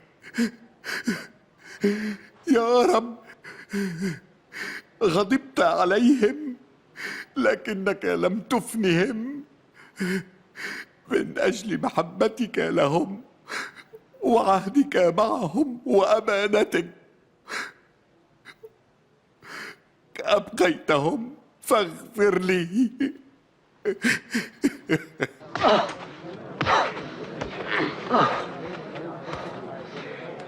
قل لي، من ضربك؟ تنبأ، من سيضربك الآن؟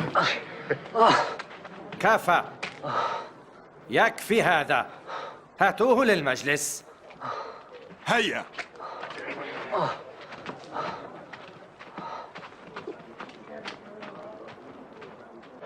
واجتمع رؤساء الكهنة والكتبة وشيوخ الشعب ليستجوبوه.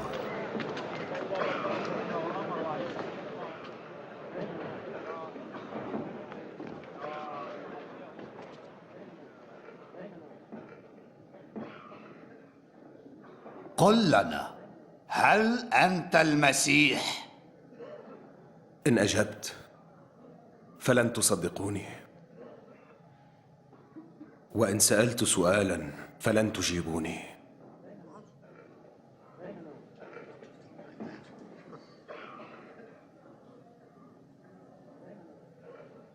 منذ الآن هو ذا ابن الإنسان يجلس عن يمين عرش الله. هل أنت إذن ابن الله؟ أنت قلت. ما هذا؟ كيف يقول؟ بأي سلطان يقول هذا؟ هذا تجديف يظن نفسه مذنب. جميعنا سمعنا ما يدعيه.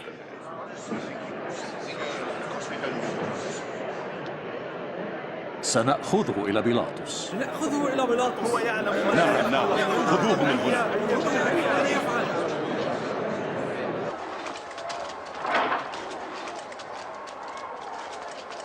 تحرك.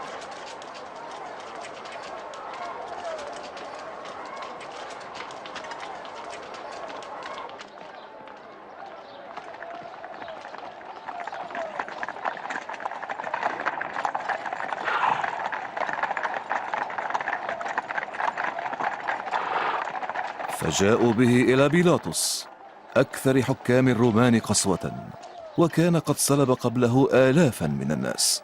ماذا تريدون في هذه الساعة المبكرة؟ هذا الرجل يفسد الأمة بادعاءاته، وأثار شغبا في سوق الهيكل. ماذا سيكون عقابه؟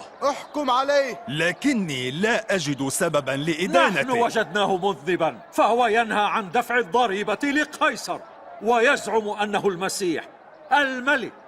حقا؟ هل أنت ملك اليهود؟ أنت تقول. ابتدأ في الجليل والآن وصل إلى هنا. الجليل؟ هل هو من الجليل؟ بهذه الحال ليحكم هيرودس بأمره، فهو لا زال في أورشليم. هيا خذوه إليه.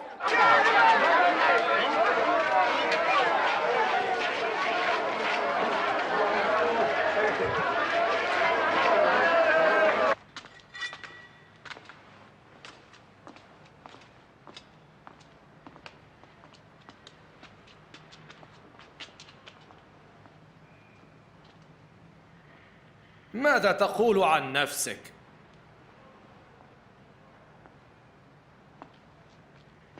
ومن هم المدعوون تلاميذك؟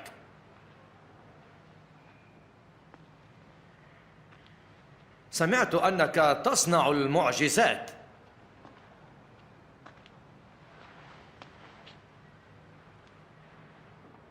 اصنع لي معجزة. يا سيدي، إنه يفسد الشعب بأكمله ويزعم أنه الملك.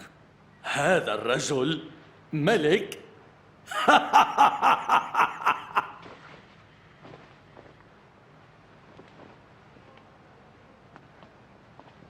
يا صاحب الجلالة،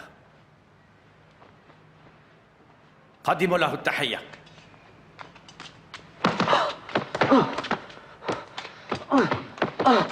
أعيدوه إلى بيلاطس، فهذه ولايته.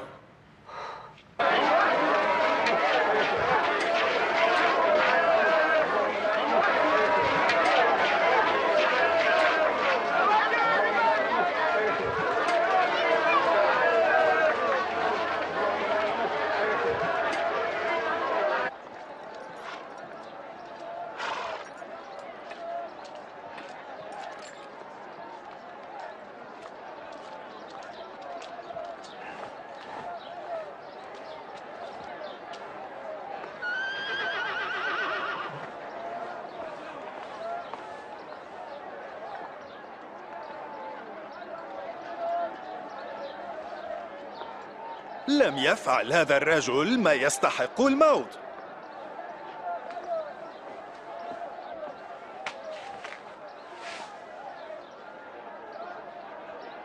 سآمر بجلده وأطلقه. أيها الوالي، لقد اعتدت أن تطلق لنا سجينا في عيد الفصح. أطلق لنا باراباس. نعم. وخذ هذا الرجل. نعم، أطلق لنا باراباس.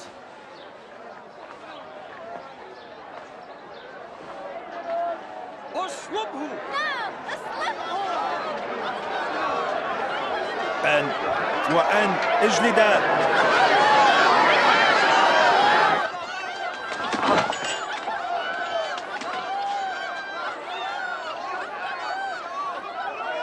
ماذا تنتظر يا بيلاطس؟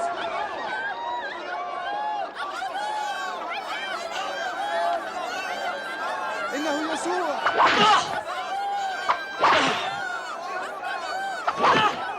لماذا تعذبوني هكذا؟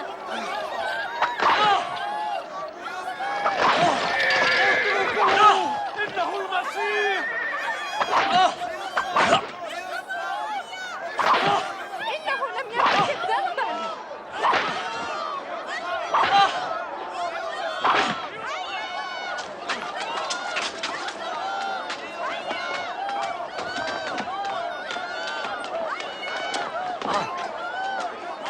ارفعوه. واستمر الشعب يردد بصوت عال: اصلبه، اصلبه، حتى استجاب بيلاطس لطلبهم وأطلق سراح باراباس المجرم الذي كان مسجونا بتهمة القتل وإثارة الفتن، وحكم بصلب يسوع المسيح.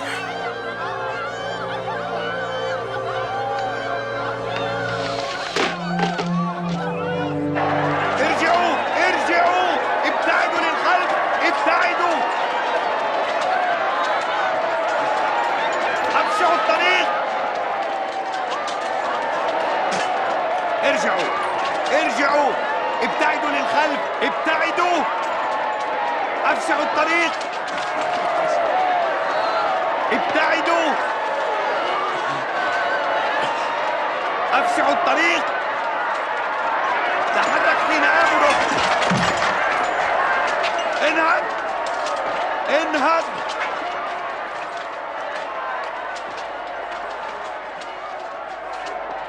أنت ما اسمك؟ سمعان القيرواني سيدي. تعال إلى هنا. اقطعوا الحبال.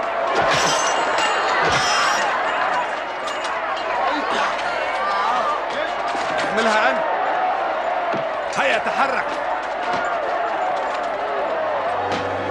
للخلف للخلف. اتركوه.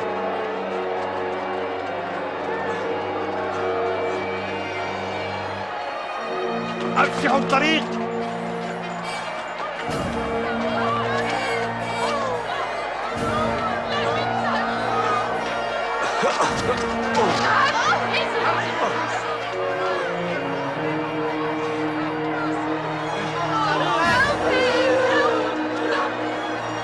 ارجعوا للخلف.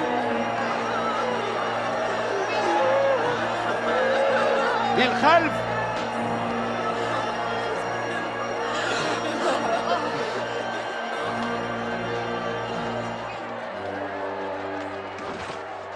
نحن نبكيك يا رب. اشرب هذا. اشرب يا رب.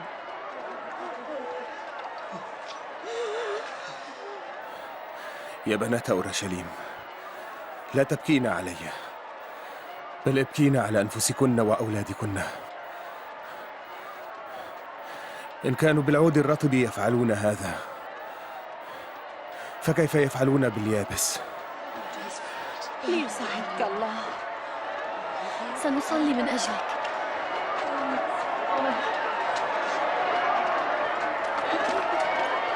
تحرك. ابتعد بسرعة. تحرك. أسرع أسرع. تحرك تحرك. هيا تحرك بسرعة. هيا بسرعة. امشوا. وأنت تحرك بسرعة.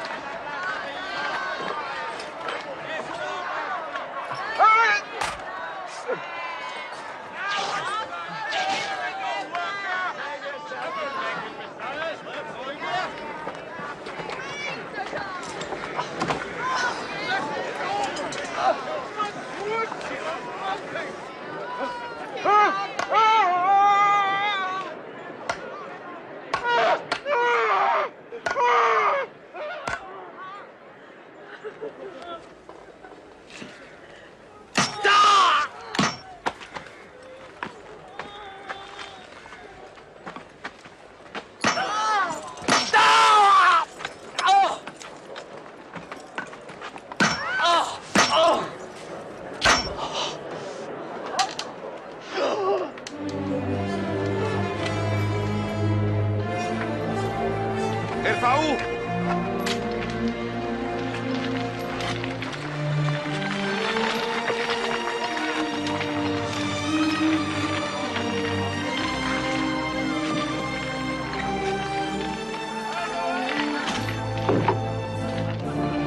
ثبتوه.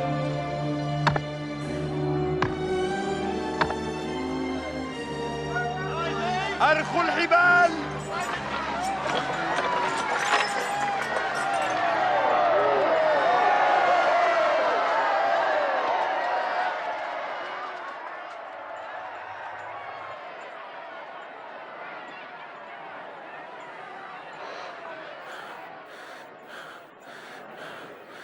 يا أبتاه اغفر لهم،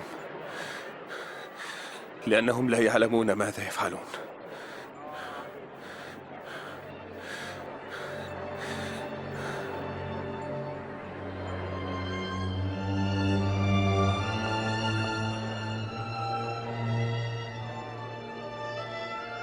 خلص كثيرين، فليخلص نفسه. نعم، خلص نفسك إن كنت أنت المسيح. انزل من على الصليب. اصنع إحدى معجزاتك.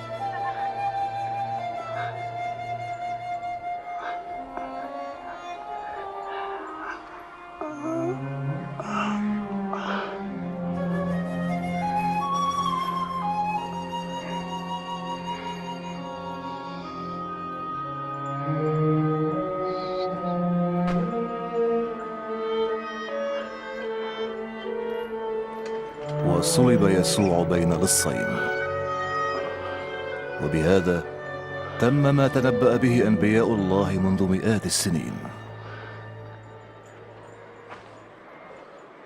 انظروا إلى هذا الثوب الملكي. أعطني إياه، لا تمزقه. اسمعوا، فلنلقي عليه قرعة بيننا. نعم، لنلعب عليه. حسنا، لنلعب عليه. علي ب4. علي ب5. علي ب7. أنا سأربحه. بل سأربحه أنا. أيها المحظوظ، لقد ربحت الثوب. أيها المحظوظ.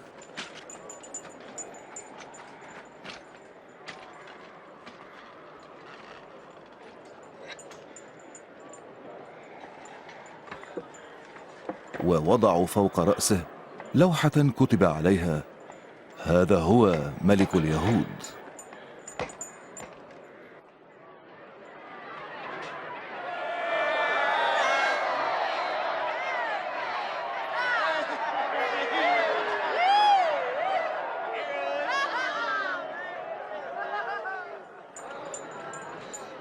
خلص نفسك إن كنت أنت ملك اليهود.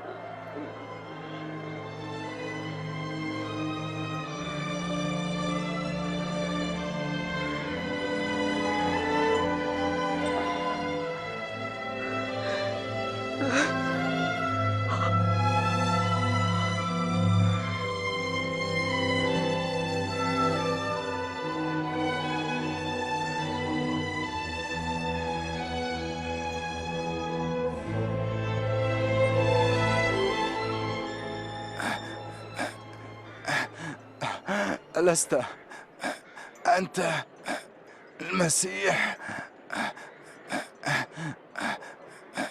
خلص نفسك وإيانا. ألا تخاف الله؟ لقد نال نفسه عقابنا، لكنه لم يفعل ذنبا.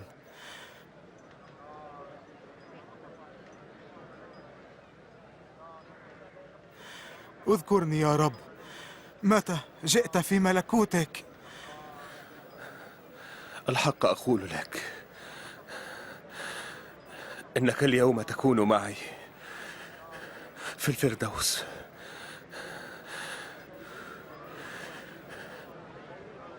كان الوقت ظهرا، وفجأة حل ظلام على الأرض ل3 ساعات حتى الساعة 3 بعد الظهر.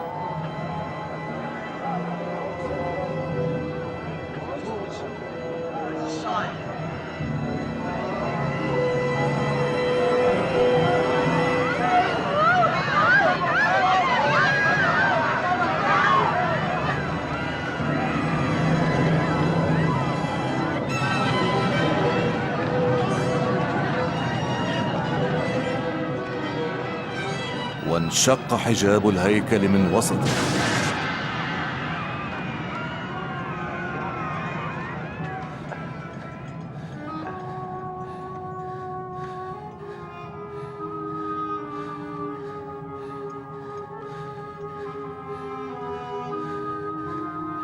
يا أبتاه، في يديك، أستودع روحي.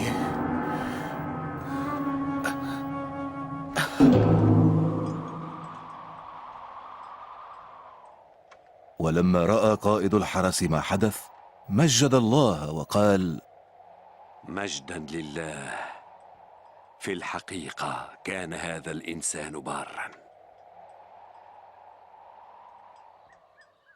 وكان رجل صالح اسمه يوسف الرامي عضو في مجلس الشيوخ لم يكن موافقا على صلب المسيح، فذهب إلى بيلاطس وأخذ إذنا كي ينزل جسد يسوع ليدفنه قبل حلول السبت قبل المغيب.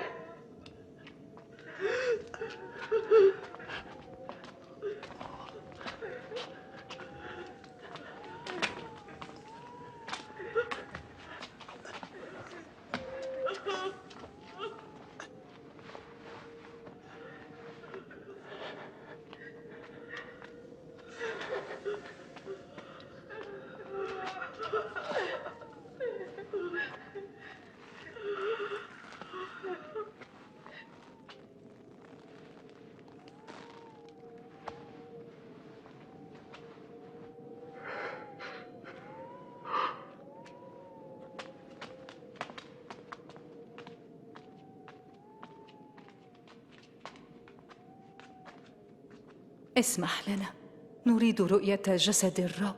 حسنا، لكن هيا، فالسبت يدنو.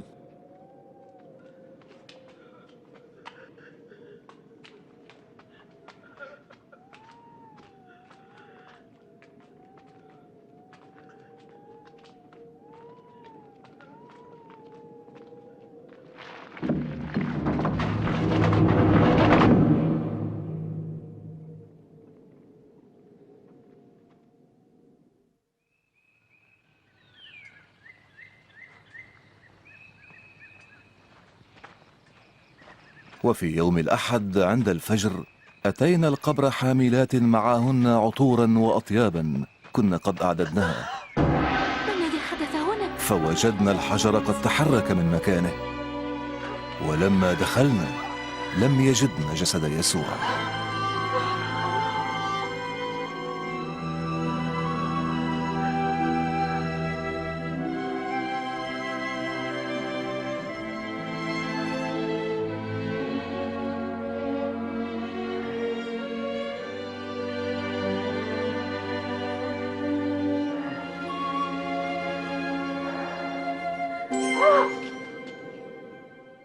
لماذا تطلبن الحي بين الأموات؟ ليس هو ها هنا، لكنه قام.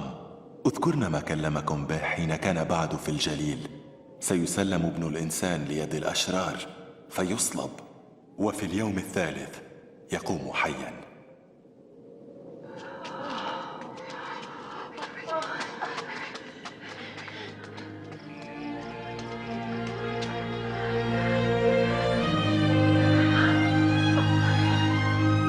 اسمعوا، الحجر قد دحرج من مكانه، فدخلنا ولم نجد جسد الرب هناك. ماذا؟ جسد الرب اختفى؟ ثم فجأة ظهر لنا ملكان يلمعان مثل الشمس وقالا لنا: لماذا تطلبن الحي بين الأموات؟ نقول الحق. هذا صحيح، صدقونا. رأيناهما. اذهبوا لتروا بأنفسكم، القبر فارغ والرب ليس هناك. بطرس، يجب أن تصدقونا.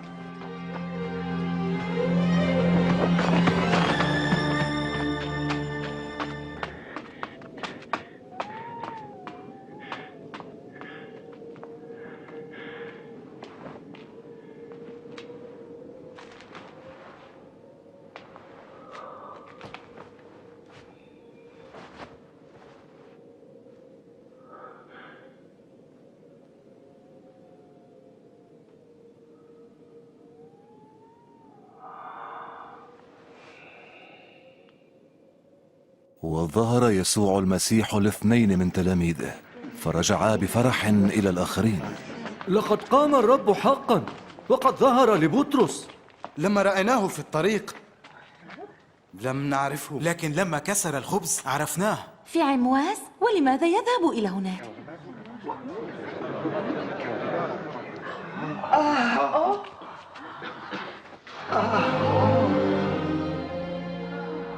سلام لكم.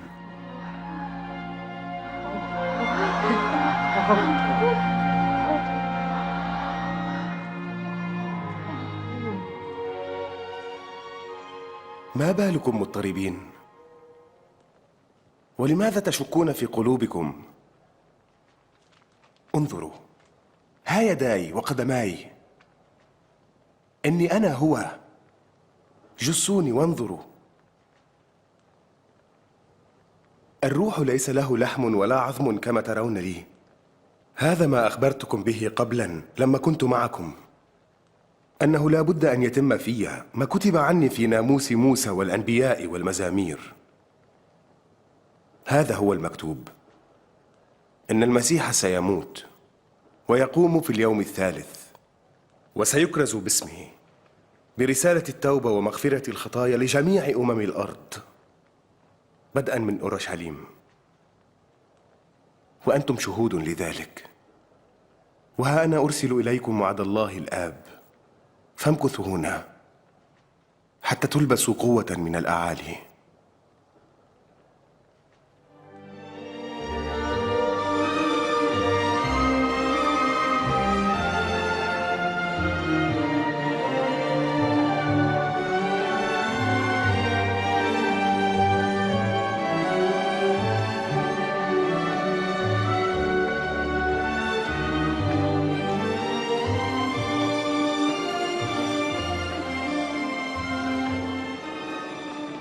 سلام لكم.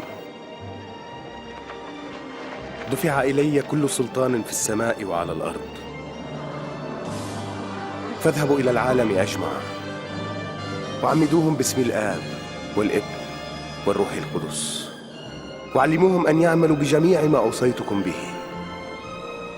وها أنا معكم كل الأيام إلى انقضاء الدهر.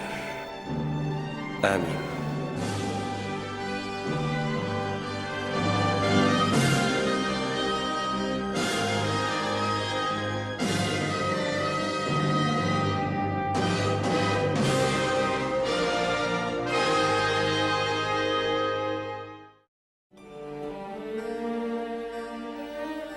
في الكتاب المقدس يعلن الله أن المسيح سيأتي ليكون مخلص هذا العالم، وحياة يسوع تقدم لنا الدلائل على أنه كان حقا من تحدث عنه الأنبياء. فإشعياء تنبأ بأن العذراء ستحبل وستلد ابنا، وبعد قرون كانت ولادة يسوع تحقيقا لهذه النبوة. أعلن الكتاب المقدس أيضا أن القدوس المولود من العذراء سيدعى ابن الله، وهكذا كان يسوع ابنا لله، ليس من منظور جسدي طبيعي بل من ناحية روحية. ونحن نرى هذا واضحا في الكيفية التي عاش بها يسوع حياته. إذ شفى المرضى وغفر خطاياهم وردهم إلى الله، واعدا إياهم بنصيب في ملكوت السماوات، ثم قدم نفسه ذبيحة للتكفير عن خطاياهم، وقام ثانية قاهرا الموت. قال يسوع عن حياته: ليس أحد يأخذها مني، بل أنا أضعها من ذاتي. لم تتمم حياة يسوع نبوات الأنبياء فقط، لكنها أكدت أيضا حق كلمة الله المقدسة، فقد قال الأنبياء قبلا: إلى الأبد يا رب كلمتك مثبتة في السماوات. ويسوع نفسه قال: السماء والأرض تزولان لكن كلامي لا يزول. جاء يسوع ليمنحنا ملء الحياة، لكن الإنسان عصى الله في جنة عدن مختارا أن يحيا كما يريد، وبهذا انفصل الإنسان عن خالقه. يعلن لنا الكتاب المقدس أننا جميعا أخطأنا، ويعلن أن عقاب الخطية هو الموت، أي موت روحي بابتعاد أبدي عن الله.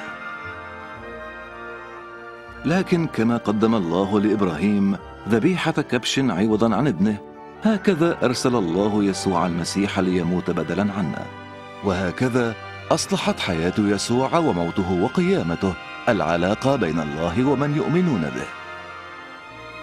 وأولئك من يتبعون يسوع لا ينالون فقط غفران الخطايا، لكنهم قد نجوا أيضا من دينونة الله الأبدية، ضامنين لهم مكانا في الفردوس مع الله إلى الأبد.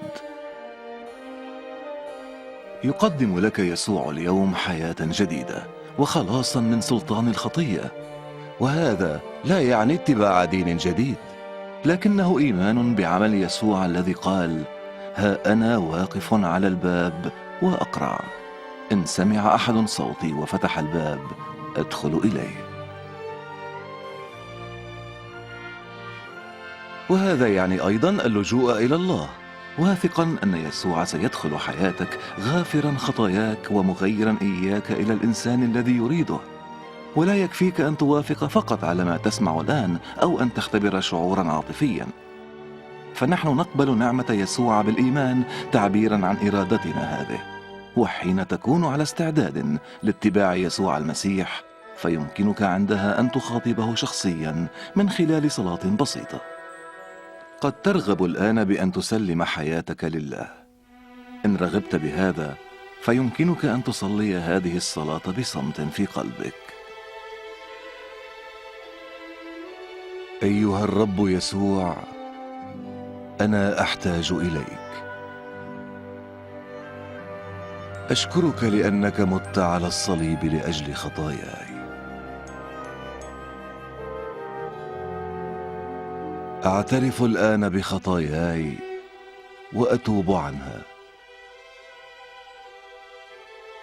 أنا أفتح الآن باب قلبي وأقبلك مخلصا وربا. أشكرك لأنك غفرت لي خطاياي ومنحتني حياة أبدية.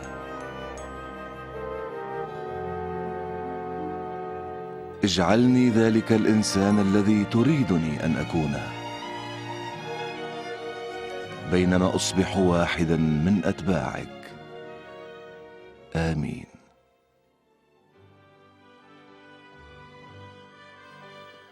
قال يسوع عمن يؤمنون به: خرافي تسمع صوتي وأنا أعرفها فتتبعني. لتختبر حياة البركة التي وعدك بها يسوع، عليك أن تتحدث إليه في كل يوم بالصلاة وأن تقرأ كلمته. أخبر عما صنعه في حياتك، والتقي بآخرين ممن أحبوه وتبعوه، وتذكر وعده الرائع: دفع إلي كل سلطان في السماء وعلى الأرض، وها أنا معكم كل الأيام إلى انقضاء الدهر.